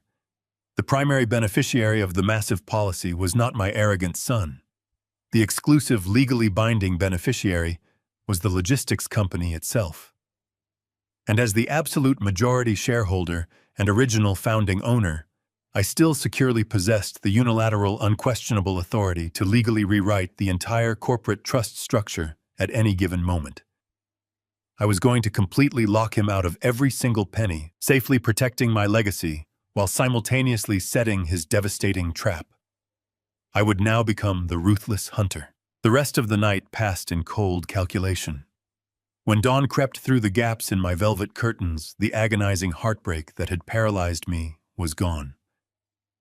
In its place was an unbreakable block of pure ice. I climbed out of the closet, returning the digital tablet to its hidden compartment beneath the floorboards.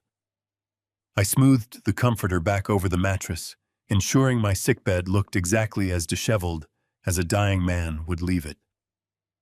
I walked into the master bathroom and splashed freezing water onto my face.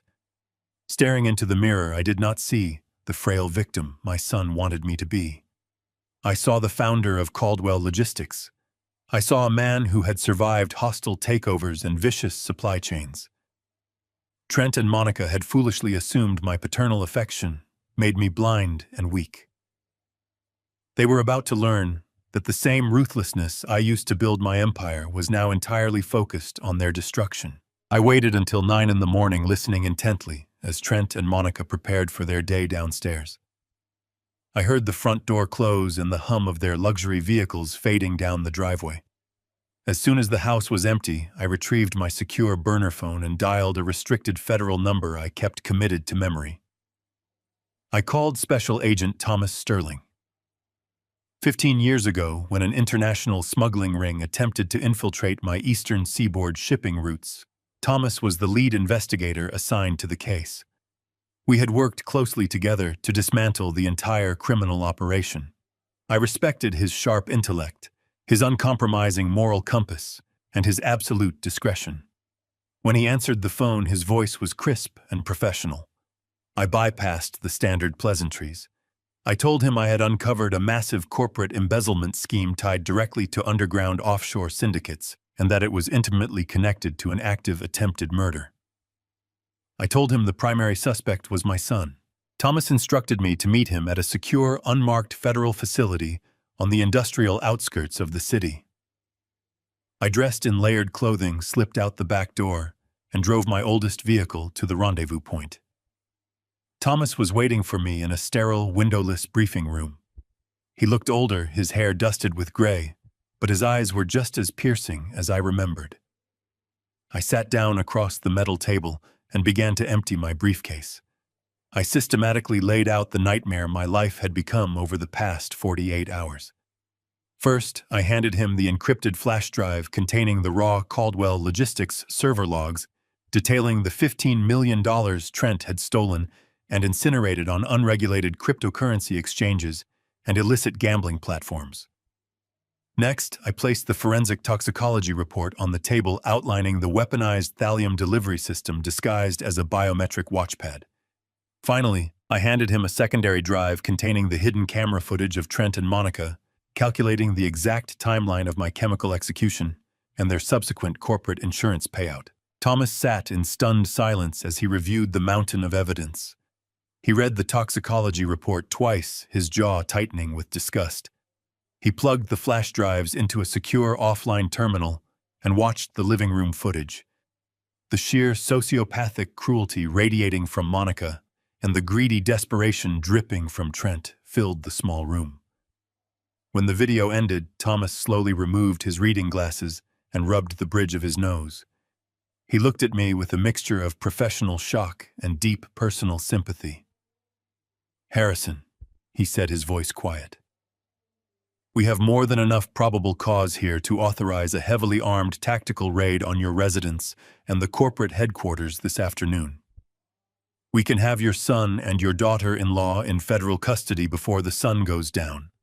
They will face decades behind bars for grand larceny, wire fraud, conspiracy, and attempted murder. We can easily end this terrible, exhausting nightmare for you right now and legally ensure they rot in a concrete cell for the rest of their miserable, empty lives. I stared into the federal agent's eyes, my expression unreadable. No, I replied, my voice steady and cold. I do not want an immediate, quiet arrest behind closed doors. I do not want them spirited away in the middle of the night. If we arrest them today, Trent will spin the narrative. He will play the victim. He will hire expensive lawyers and try to claim the mob forced his hand. He will try to preserve his unearned dignity. I leaned forward, resting my hands flat against the cold metal table. I want them to fall from the highest possible pedestal. I want them to feel the intoxicating rush of total victory. I want them to firmly believe they have completely outsmarted me, secured the massive insurance payout, and successfully stolen my entire empire. I want them to stand proudly in the blinding spotlight of their supposed triumph right before I rip the entire world out from beneath their feet. I want this to be a public, flawless, and utterly devastating retaliation. Thomas studied my face for a long, tense moment. He understood exactly what I was asking for. It was incredibly risky and completely outside standard federal protocol, but he also understood the profound, unforgivable magnitude of the betrayal I had suffered. He slowly nodded his head. All right. Harrison Thomas agreed, his tone shifting into sharp, tactical precision. If we are going to do this your way, we need to orchestrate a highly controlled federal sting operation. We will let them proceed with their timeline, but we will control the entire environment. We will monitor every single digital communication wire transfer and physical movement. But you must understand the severe physical risk you are taking. You cannot stop wearing that watch, or they will instantly know you suspect something. You have to endure the thallium exposure for a few more days while we set the stage. Are you absolutely certain your body can handle the toxicity until Friday? I thought about the blinding nausea, the agonizing tremors, and the terrifying weakness that gripped my limbs every morning. I thought about the invisible heavy metal slowly shutting down my vital organs, inching me closer to the cold grave my own son had eagerly dug for me. I am absolutely certain I lied smoothly, projecting a physical strength I did not truly possess. We will schedule an emergency meeting of the corporate board of directors for this coming Friday. Trent desperately needs me to publicly sign the power of attorney documents to appease the aggressive mob lenders and secure his illegitimate executive control. I will tell him I am finally ready to surrender the entire company and hand over my massive estate. We will let him gather the board, the corporate lawyers, and the major shareholders in the main executive boardroom. We will let him stand at the head of the table and claim his bloody crown. And then, right when he truly believes he has finally won absolutely everything, we will spring the trap and destroy him completely. I left the secure federal facility with a renewed sense of purpose burning in my chest. Special Agent Thomas Sterling walked me to the exit, his final words echoing in my mind as I stepped out into the crisp afternoon air. The drive back to my house felt distinctly different this time. The crushing weight of absolute betrayal was still present, but it was now firmly anchored by the cold certainty of inescapable justice. The federal sting operation was officially active. Undercover surveillance teams were already quietly tapping into the corporate network, meticulously monitoring Trent's frantic offshore wire attempts and silently watching the dangerous mob-connected lenders lurking in the shadows. My only remaining job was to flawlessly play the tragic dying king and expertly deliver my treacherous son directly into their waiting, fully prepared hands. I parked my vehicle in the dark driveway, walked slowly through the heavy front door, and immediately felt the sickening, debilitating physical toll of the thallium aggressively coursing through my fragile veins. My cold hands shook violently, and a massive wave of severe nausea aggressively forced me to grip the wooden hallway table for physical support. The toxic heavy metal was doing exactly what Monica ruthlessly intended it to do. I did not have to artificially pretend to be a physically broken, rapidly deteriorating man. I simply had to harness that authentic, agonizing physical torture and strategically use it to execute the absolute greatest theatrical performance of my entire life. I shuffled slowly into my dark, quiet study, sat heavily behind my massive mahogany desk, and stared intently at the black telephone for a very long time. I needed to wait patiently until the deep evening hours arrived. I needed Trent to feel the truly crushing, suffocating pressure of his impending violent mob deadline before I generously offered him his miraculous, life-saving salvation. I needed his desperate panic to completely override any lingering suspicious caution he might still harbor in his deceitful, arrogant mind. When the tall wooden grandfather clock in the hallway finally chimed 7 times, I slowly picked up the heavy receiver and directly dialed Trent's private personal line. He answered aggressively on the 3rd ring, his sharp voice incredibly tight, with barely suppressed, frantic anxiety. He barked a hostile greeting, clearly expecting another terrifying, threatening call from his violent, unforgiving, underground creditors. I took a very shallow, ragged breath deliberately, letting the genuine, painful exhaustion, deeply rooted in my lungs, carry my fragile voice into a highly pathetic, violently trembling whisper. Trent. I rasped carefully, making absolutely sure my slurred words sounded incredibly weak and utterly thick with total crushing defeat. It is your father. I heard a sharp, panicked intake of breath on the other end of the line, immediately followed by a sudden, sickeningly sweet, highly artificial shift in his deceitful tone. Dad, he said eagerly, pouring fake, sugary concern into every single calculated syllable. How are you feeling tonight? Monica and I have been so incredibly worried about your rapidly declining health and your terrible physical confusion today. I briefly closed my tired eyes willingly, letting the pure, unadulterated hatred fuel my desperate performance. You were right. Son, I murmured softly, deliberately, letting out a weak, rattling, agonizing cough directly into the receiver. You were right about absolutely everything. I am losing my mind. My frail body is completely failing me, and I can no longer fight this terrifying, dark mental confusion. I just desperately want to rest. I want this heavy burden to be completely gone. Bring the legal power of attorney documents. Bring whatever financial transfers you urgently need. I will officially sign absolutely everything over to you entirely. The total silence that instantly followed my total surrender was incredibly heavy and profoundly thick. I could practically hear the greedy, calculating gears rapidly turning in his head as he gleefully realized he had just won the ultimate financial lottery. Oh, Dad. Trent breathed out perfectly, masking his jubilant, triumphant victory behind a thick veil of solemn, dutiful family responsibility. I know this is a terribly difficult, painful decision for you, but it is truly for the absolute best. I will properly take care of absolutely everything. You just focus entirely on resting your tired body. I will drive over to the house right now with the corporate lawyers to finish the paperwork. No, I interrupted immediately, my ragged voice incredibly weak, but suddenly very firm, injecting the exact right amount of stubborn, lingering old pride into the tense conversation. Not quietly here in the dark, like some shameful, hidden family secret. I proudly built Caldwell Logistics from nothing with my bare hands. I poured 40 long years of my blood, my sweat, and my tears into that massive corporate empire. If I am going to finally surrender my throne and permanently hand over my entire personal financial estate, I am going to do it with proper dignity. I am going to do it in the bright light of day.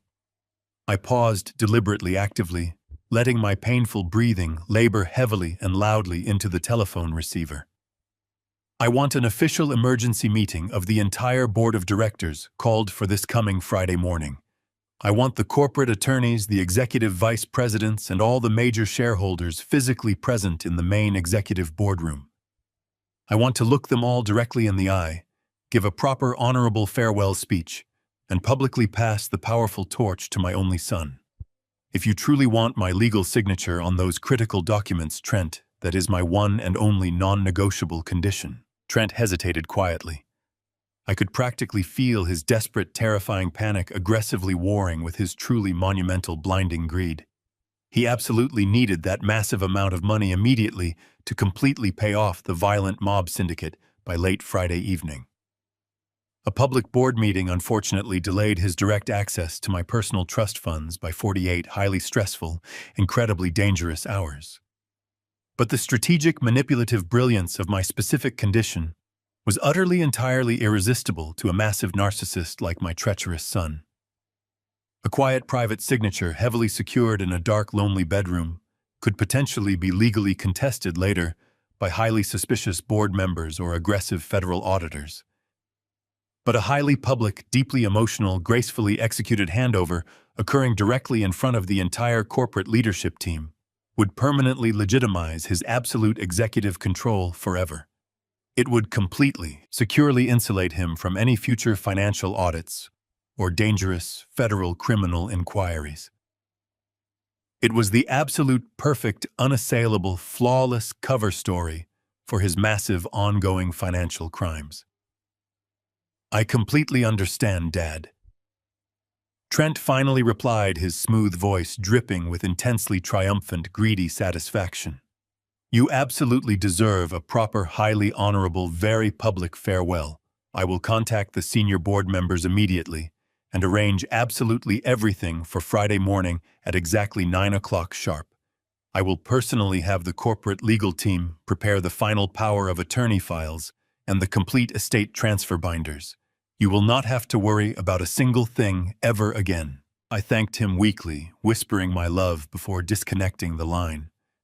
The pathetic facade vanished instantly. I sat perfectly straight in my chair, cold ice freezing over my heart. The massive trap was flawlessly set.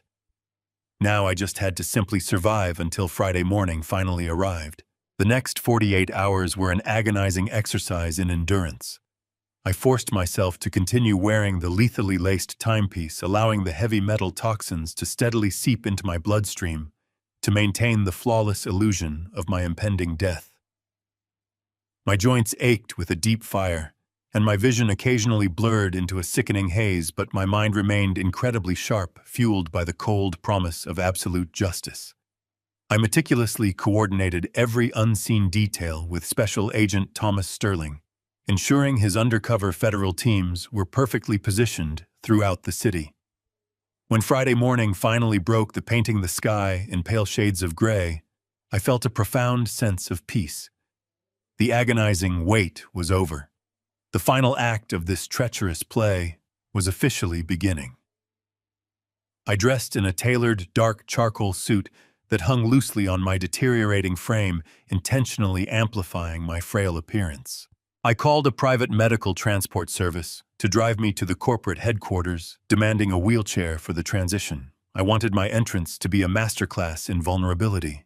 The glass and steel facade of the Caldwell Logistics building loomed against the skyline, a monument to 40 years of my relentless sacrifice. As attendants wheeled me through the polished marble lobby, a heavy silence fell over the busy floor. Dozens of loyal employees stopped and openly stared. I saw genuine tears in the eyes of my senior staff. I saw pity, profound sadness, and quiet mourning. I kept my head bowed slightly, my hands resting weakly in my lap, playing the part of the defeated, dying founder perfectly to the end. The elevator ride to the top executive floor felt like a slow ascension to a waiting guillotine, but beneath my trembling exterior, my blood was humming with calculated anticipation. The frosted glass doors of the executive boardroom slid open, revealing the heart of my empire. The room was expansive, anchored by a massive custom-built mahogany table I had personally commissioned 3 decades ago. Floor-to-ceiling windows offered a panoramic view of the city, below a stark contrast to the grim atmosphere suffocating the interior space. The entire board of directors was already seated around the polished wood. Some looked at me with genuine sorrow, while others, the newer executives Trent had brought in, completely failed to mask their calculating indifference. They saw me as nothing more than a fading relic, a stubborn obstacle finally being cleared from their progressive path. I allowed the attendant to wheel me directly to the head of the table, the seat of authority I was about to surrender forever. Trent was standing at the far end of the room, incapable of hiding his intense nervous energy. He was bouncing on the heels of his Italian leather shoes. He wore a sharp navy suit, desperately projecting the image of a confident corporate leader. But I could easily see the dark shadows lingering under his eyes, the physical toll of his massive offshore gambling debts, and the terrifying mob deadlines scheduled to crash down on him by sunset. He was a drowning rat, masquerading as a victorious king. He smiled as I was wheeled into position, a sickeningly warm, manufactured expression of filial affection that made my stomach churn with pure disgust. Standing directly behind Trent was Monica. She was absolutely breathtaking and entirely terrifying. She had dressed for a royal coronation, wearing a strikingly elegant black designer dress that screamed of unlimited wealth and untouchable power. A thick necklace of flawless diamonds rested against her collarbone, undoubtedly purchased with the corporate funds her husband had embezzled. She stood with her posture rigidly straight, her chin tilted slightly upward, already acting like the undisputed queen of the massive logistics empire. Her cold, calculating eyes met mine across the long mahogany table, entirely devoid of human empathy. I saw the quiet calculation flashing in her gaze. She was mentally counting the hours until the thallium finally stopped my beating heart. She was already spending the $25 million corporate life insurance payout in her twisted, sociopathic mind. Seated directly to Trent's right was Thomas Bradley, the smooth, notoriously corrupt senior corporate counsel. Bradley was a slick, highly unethical legal shark who had quietly facilitated many of Trent's questionable corporate maneuvers over the past 18 months. He possessed the incredibly rare, highly dangerous ability to make highly illicit financial transactions look perfectly acceptable on official corporate paper. Bradley was wearing a smug, satisfied smirk, clearly anticipating a massive, lucrative bonus for officially processing this hostile, treacherous transition of ultimate power. He smoothly reached into his thick leather briefcase and pulled out a massive stack of densely printed legal documents. He neatly aligned the heavy papers on the polished mahogany table, gently smoothing the crisp edges with his perfectly manicured hands. "These are the final comprehensive power of attorney authorizations, Mr. Caldwell." Thomas Bradley announced, his voice projecting across the silent boardroom with a slippery, theatrical gravitas. In addition to the total transfer of all executive corporate controls and voting shares, these documents legally incorporate the immediate, irrevocable transfer of your entire personal estate, your private trust funds, and all physical property deeds directly into the sole, undisputed custody of your son, Trent Caldwell. This highly comprehensive legal transition will effectively ensure that your magnificent legacy is seamlessly protected and aggressively maintained during your deeply unfortunate, tragic medical decline. The absolute silence in the boardroom was incredibly heavy, practically suffocating the air out of my lungs. I slowly raised my shaking, pale hands, resting them weakly on the cool, polished surface of the mahogany table. I let out a soft, rattling breath, allowing a single manufactured tear to slowly trace its way down my wrinkled cheek. I looked around the large table, meeting the eyes of the quiet, watching directors. Some actively looked away, deeply ashamed to witness the pathetic, unconditional surrender of a giant. Trent confidently stepped forward, smoothly closing the distance between us. He picked up the thick stack of legal documents and gently slid them directly across the smooth wood until they rested right in front of my trembling hands. He reached into the inner breast pocket of his expensive suit jacket and pulled out a heavy, solid gold fountain pen. It was the exact same pen I had proudly gifted to him upon his graduation from university, a beautiful instrument meant to sign honest, honorable contracts. He leaned down, placing his hands firmly on the armrests of my medical wheelchair, trapping me in my seat. His face was only inches from mine. I could clearly smell the sharp, metallic scent of his nervous sweat, completely cutting through his expensive cologne. He gently placed the gold pen directly into my shaking palm, closing my cold fingers around the heavy metal barrel. He flashed a brilliant, triumphant, completely fake smile for the watching board of directors, before dropping his voice into a low, intimate whisper meant strictly for my ears alone. "It is time to rest, Dad," Trent murmured softly, his tone dripping with an arrogant, condescending finality. "You have done more than enough for us. I have finally got it perfectly handled from here." I stared down at the heavy gold fountain pen resting in my open palm. Trent was still leaning over me, his face radiating a sickeningly confident smirk, fully believing he had secured his ultimate victory. I let the silence stretch for 5 agonizing seconds, allowing his arrogant words to hang heavily in the stale air of the boardroom. Then I simply opened my fingers. The solid gold pen slipped from my grasp and plummeted onto the polished mahogany table with a sharp, incredibly loud metallic crack. The sudden violent noise echoed like a gunshot through the massive room. Several board members physically flinched in their expensive leather chairs. Trent blinked, a flash of genuine confusion breaking through his manufactured facade. He instinctively reached out to retrieve the fallen pen, assuming my deteriorating motor skills had finally failed me completely. I gripped the sturdy armrests of my medical wheelchair before his hand could even brush the cold metal. I took a deep, steadying breath, pulling the cold air into my lungs, and pushed myself upward. I ignored the intense burning in my joints and the heavy, lingering nausea brought on by the thallium poisoning.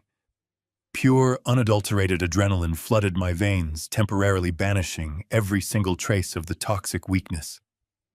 I stood up slowly, deliberately, shedding the pathetic illusion of the dying, defeated old man. I straightened my spine, squaring my shoulders until my posture was entirely rigid and towering. I towered over Trent, casting a long, dark shadow across his suddenly trembling form. The entire executive boardroom fell completely, absolutely silent. You could have heard a single pin drop on the thick carpet. The watching directors stared at me with wide, horrified eyes, utterly paralyzed by the impossible sight of a supposedly comatose man suddenly standing with the imposing, terrifying authority of a ruthless titan. Trent stumbled backward, his Italian leather shoes scraping clumsily against the floorboards. The color instantly drained from his face, leaving his skin a pale, sickly shade of translucent gray.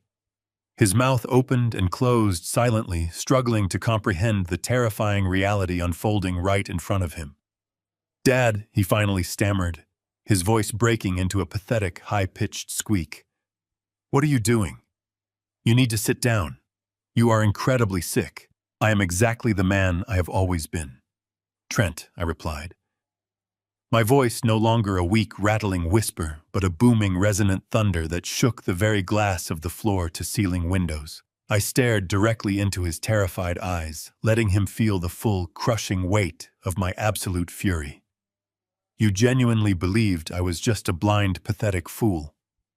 You eagerly confused my unconditional paternal love for terminal stupidity. You thought you could simply waltz into my corporate sanctuary and steal my legacy while I quietly suffocated in the dark." I reached into the inner breast pocket of my tailored charcoal suit jacket and calmly withdrew a small black multimedia remote control. I did not break eye contact with my trembling son as I raised my arm and pointed the device directly toward the ceiling. I firmly pressed the central button. The massive state-of-the-art corporate projector hummed to life with a low, mechanical whir. The heavy motorized screen slowly descended over the far wall of the boardroom, casting a bright rectangular glow across the mahogany table.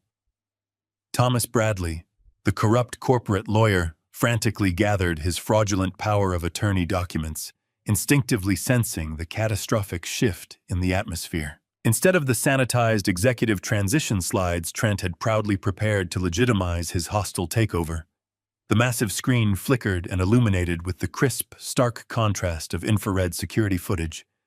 It was the hidden camera recording from my private living room, captured just a few nights prior. The high-definition video clearly displayed Trent and Monica lounging casually on my sofa, comfortably drinking my rare vintage scotch. The highly sensitive audio transmitters flooded the quiet boardroom with perfect, undeniable clarity. The collected board of directors watched in absolute paralyzed horror as the digital ghost of my son began his frantic, pathetic confession.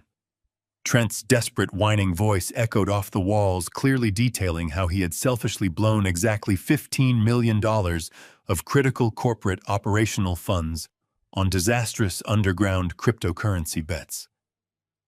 The executives gasped audibly as the recording revealed the massive illegal gambling debts Trent had subsequently acquired, and the terrifying mob-connected lenders who were actively threatening to violently seize the logistics company assets by Friday evening.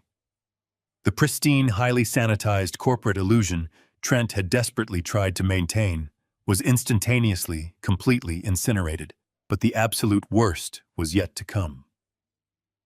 The video continued playing, delivering the most brutal, unforgivable twist of the entire treacherous plot. Monica leaned forward on the massive screen, her voice cold and completely devoid of human empathy. The audio broadcasted her chilling complaint about my surprising physical resilience. She explicitly ordered Trent to aggressively increase the lethal dosage on the transdermal watchpad. She coldly described the heavy metal thallium, boasting about how the highly toxic poison would rapidly collapse my nervous system and easily mimic natural organ failure without raising any medical suspicions. The reaction in the boardroom was instantaneous and entirely visceral. Several senior directors physically recoiled, covering their mouths in pure shock and revulsion. One of the executive vice presidents muttered a quiet prayer under his breath. They were not just watching an arrogant executive violently mismanage corporate funds. They were actively bearing witness to a calculated, cold-blooded, and entirely premeditated murder plot, discussed with the casual indifference of planning a weekend vacation. The recording reached its devastating climax. Trent's digital voice filled the room, eagerly outlining his final treacherous endgame. Once he signs the power of attorney, we toss him in a nursing home and let the thallium finish the job, the recorded Trent explained greedily. As soon as his heart stops, the $25 million key man corporate life insurance policy pays out to me. We clear the debts, liquidate what is left, and disappear to Europe. The ultimate sickening betrayal was finally laid bare for the entire world to see. My life, my decades of relentless sacrifice was literally worth nothing more than a $25 million payout to my only child. I clicked the black remote control a second time. The infrared video vanished instantly, replaced by the highly detailed multi-page forensic toxicology report from the private laboratory.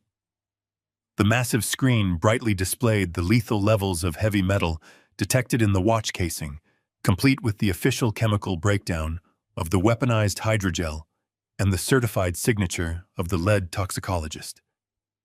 The undeniable concrete scientific proof of their attempted assassination glared down at them, entirely irrefutable and absolutely damning. Trent collapsed heavily into a leather chair, his entire body shaking violently as the inescapable reality of his total destruction finally caught up to him. He buried his face in his trembling hands, letting out a pathetic, muffled sob of pure terror. Monica, however, reacted with the instinct of a cornered, desperate predator. Her meticulously crafted mask of elegant, untouchable superiority completely shattered into a million jagged pieces. She realized in a fraction of a second that her glamorous, wealthy future was entirely dead, and she was going to spend the rest of her life in a federal prison cell. She let out a harsh, guttural scream of pure panic and lunged aggressively across the boardroom. Her expensive designer heels slipped on the polished floor as she frantically scrambled toward the multimedia console, desperately trying to reach the thick, black power cord to manually disconnect the projector from the wall. She wanted to violently kill the presentation, to somehow stop the horrific truth from continuing to broadcast her undeniable guilt to the horrified audience. "Freeze!" I commanded, my voice cracking like a physical whip across the room. The sheer absolute authority behind my single word hit her like a solid brick wall. Monica stopped dead in her tracks, her hand hovering mere inches away from the electrical outlet. She slowly turned her head to look at me, her eyes wide with a profound, consuming terror she had never experienced before in her entire life. She was completely frozen, trapped under the burning weight of my unforgiving glare. The trap had flawlessly, permanently slammed shut. "You are right, Trent." My absolute steady voice boomed across the vast expanse of the large boardroom, loudly echoing with 40 long years of unquestioned corporate authority. "I am finally resting today, but you are going to prison." The heavy frosted glass doors of the executive boardroom did not simply open. They violently burst apart. A highly coordinated flood of armed tactical agents representing both the Federal Bureau of Investigation and the Chicago Police Department surged into the room. Special Agent Thomas Sterling led the aggressive charge, his weapon drawn, and his tactical vest clearly identifying his absolute federal authority. The sheer overwhelming force of the sudden raid instantly shattered the fragile, terrified silence that had gripped the corporate directors. "Federal agents, nobody move. Keep your hands exactly where we can see them." Sterling roared, his commanding voice cutting through the rising panic. The senior board members immediately scrambled backward violently, pushing their expensive leather chairs away from the long mahogany table. They pressed their backs flat against the cold floor-to-ceiling windows, desperately trying to physically distance themselves from the unfolding criminal catastrophe. Thomas Bradley, the corrupt corporate counsel, practically fell out of his seat. He raised his perfectly manicured hands high into the air, his face pale with sudden terrifying realization that his lucrative illegal career was permanently over. Trent did not even have the necessary time to process the violent intrusion. Two heavily armored federal agents forcefully grabbed him by his tailored shoulders. They brutally slammed him face first against the polished surface of my custom mahogany table. The sickening thud of his skull hitting the hard wood echoed loudly. His arms were violently wrenched behind his back, and the sharp metallic click of heavy steel handcuffs locking around his wrists sounded like the ultimate final gavel drop of his privileged life. Monica fought back with the wild, unhinged ferocity of a cornered animal, as a female officer lunged forward to apprehend her. Monica violently swung her arms, her manicured nails raking across the air. She let out a piercing, hysterical scream that tore through the boardroom, a sound so entirely devoid of her usual elegant sophistication that it barely sounded human. Her perfect, untouchable facade was entirely, completely destroyed.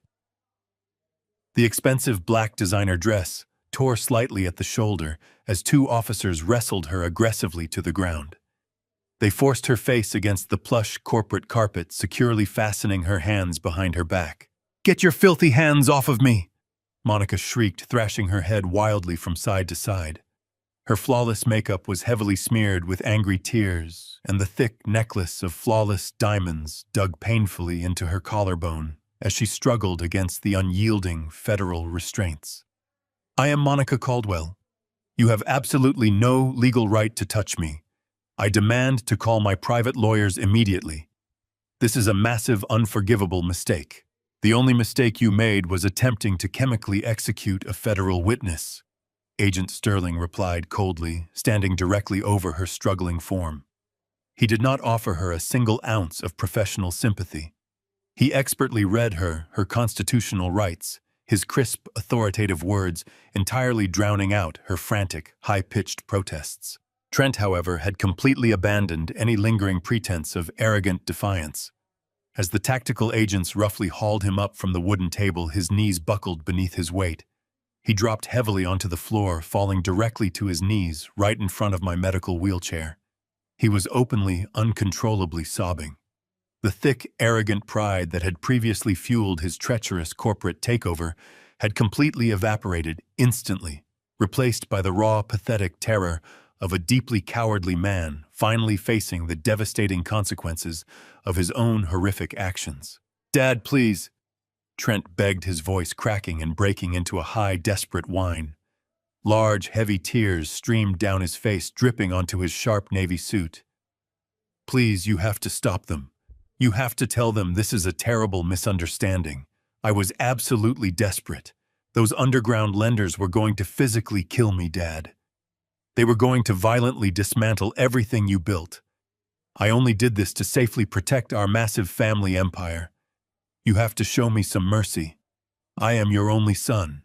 I looked down at the weeping, trembling man kneeling in front of me. I searched my own heart, looking for even a tiny, lingering fragment of paternal affection. I searched for the warm, unconditional love that had previously motivated me to blindly trust him with my entire legacy. But there was absolutely nothing left.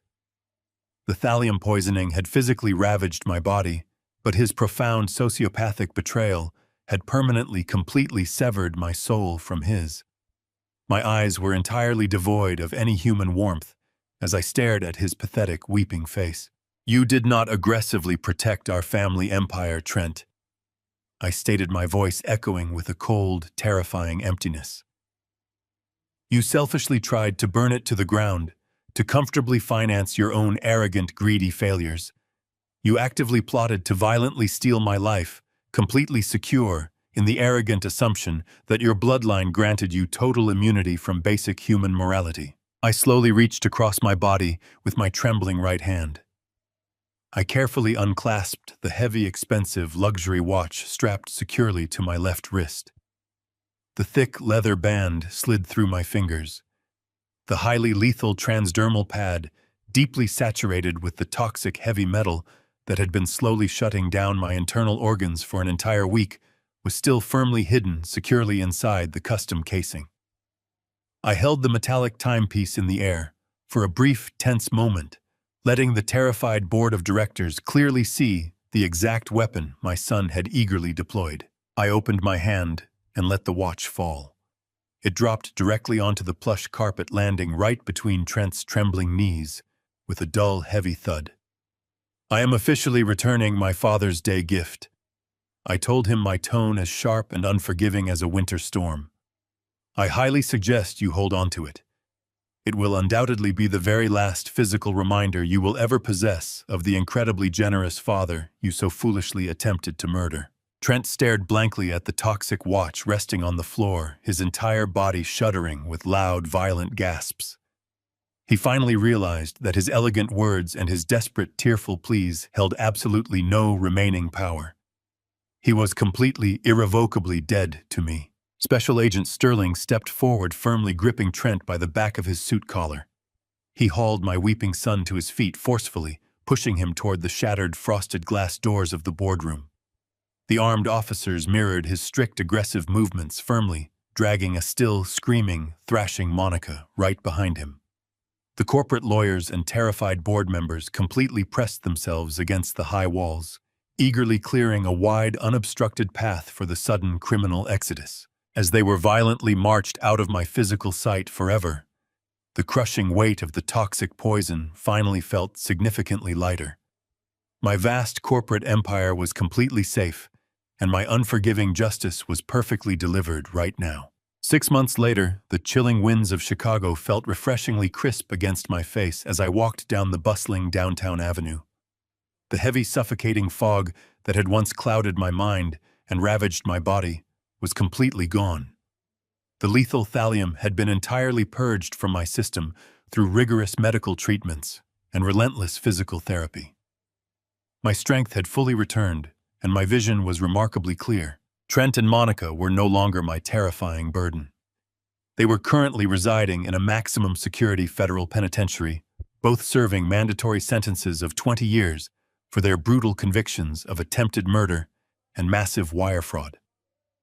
The highly publicized trial had been a brief, devastating spectacle, ending with their absolute ruin. I had legally, irrevocably disinherited Trent from my entire estate, ensuring he would never touch a single penny of the legacy he had so ruthlessly tried to steal. I successfully steered Caldwell Logistics back from the dangerous brink of financial ruin, stabilizing the corporate accounts and completely eliminating the underground mob debts he had cowardly incurred.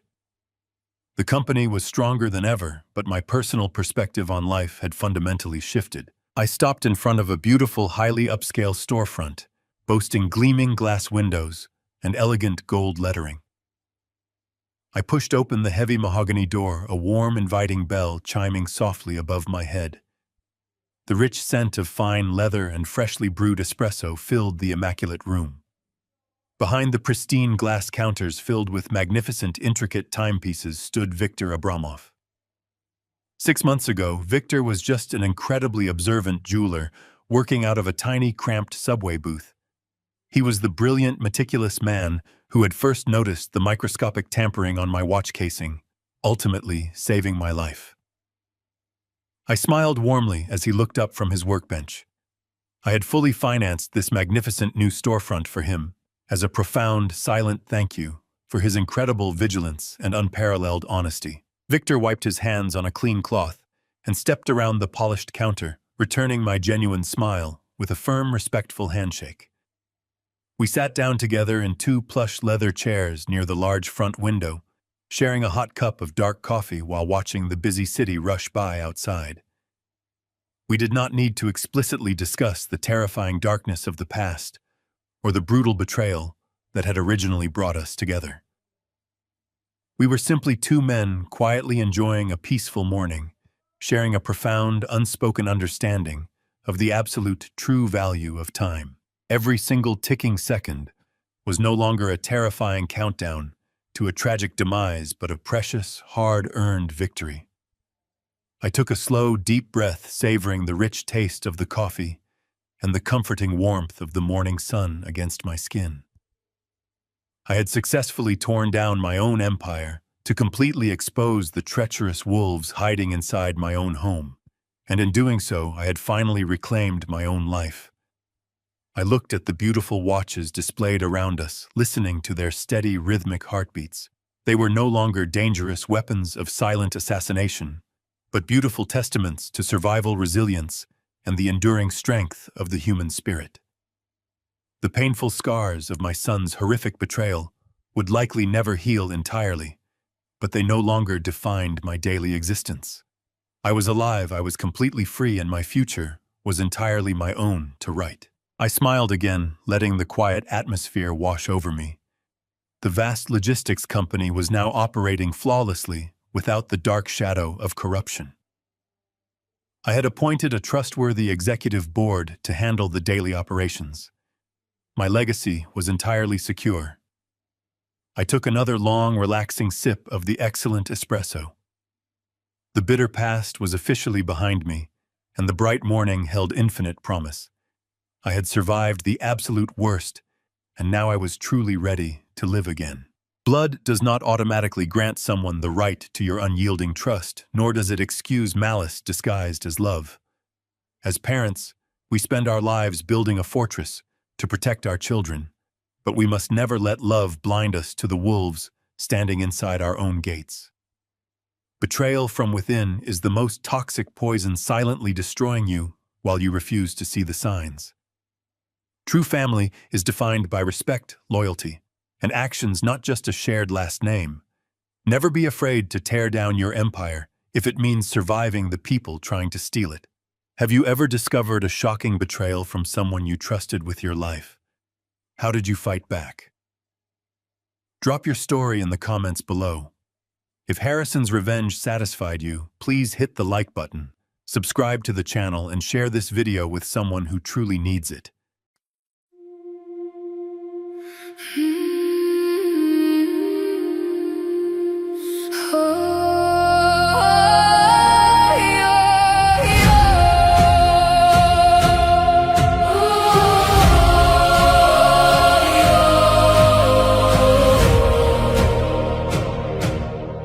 I used to ride upon your shoulders, thinking you could touch the sky. Every road felt less uncertain when I saw the world through your eyes. You were stronger than the mountains, taller than the northern pines. And when the winter winds were coming, you would stand between them and I. Time kept moving like the river, years slipped slowly out to sea. But no matter where life took me, you were always part of me. I am my father's daughter, in every step I take, in every time I choose to stand. When it's easier to break,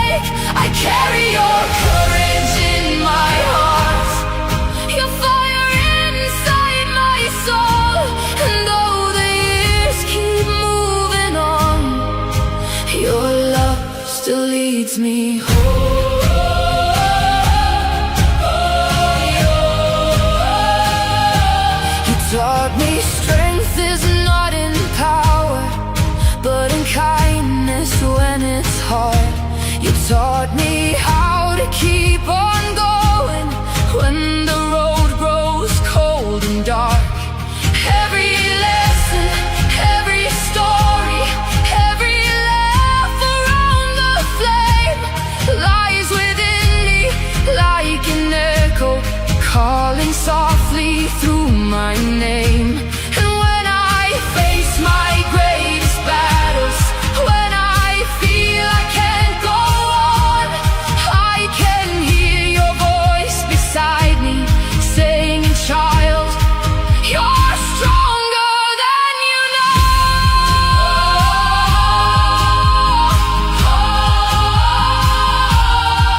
I am my Father's daughter, in every step I take, in every time I choose to stand. When it's easier to break, I carry your courage in my heart, your fire inside my soul. And though the years keep moving on, your love still leads me home.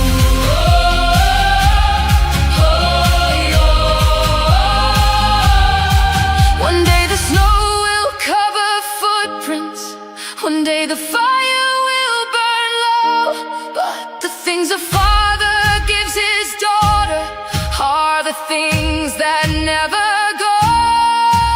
Not the gold or not the stories, not the battles that he won, but the quiet way he loved her and the woman she becomes.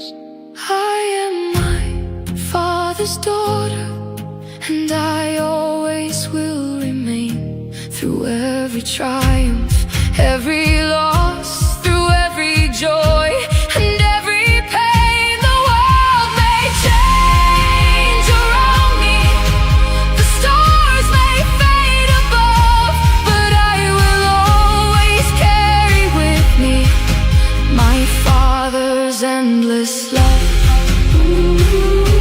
And when they ask me who I am, I'll smile and answer softly.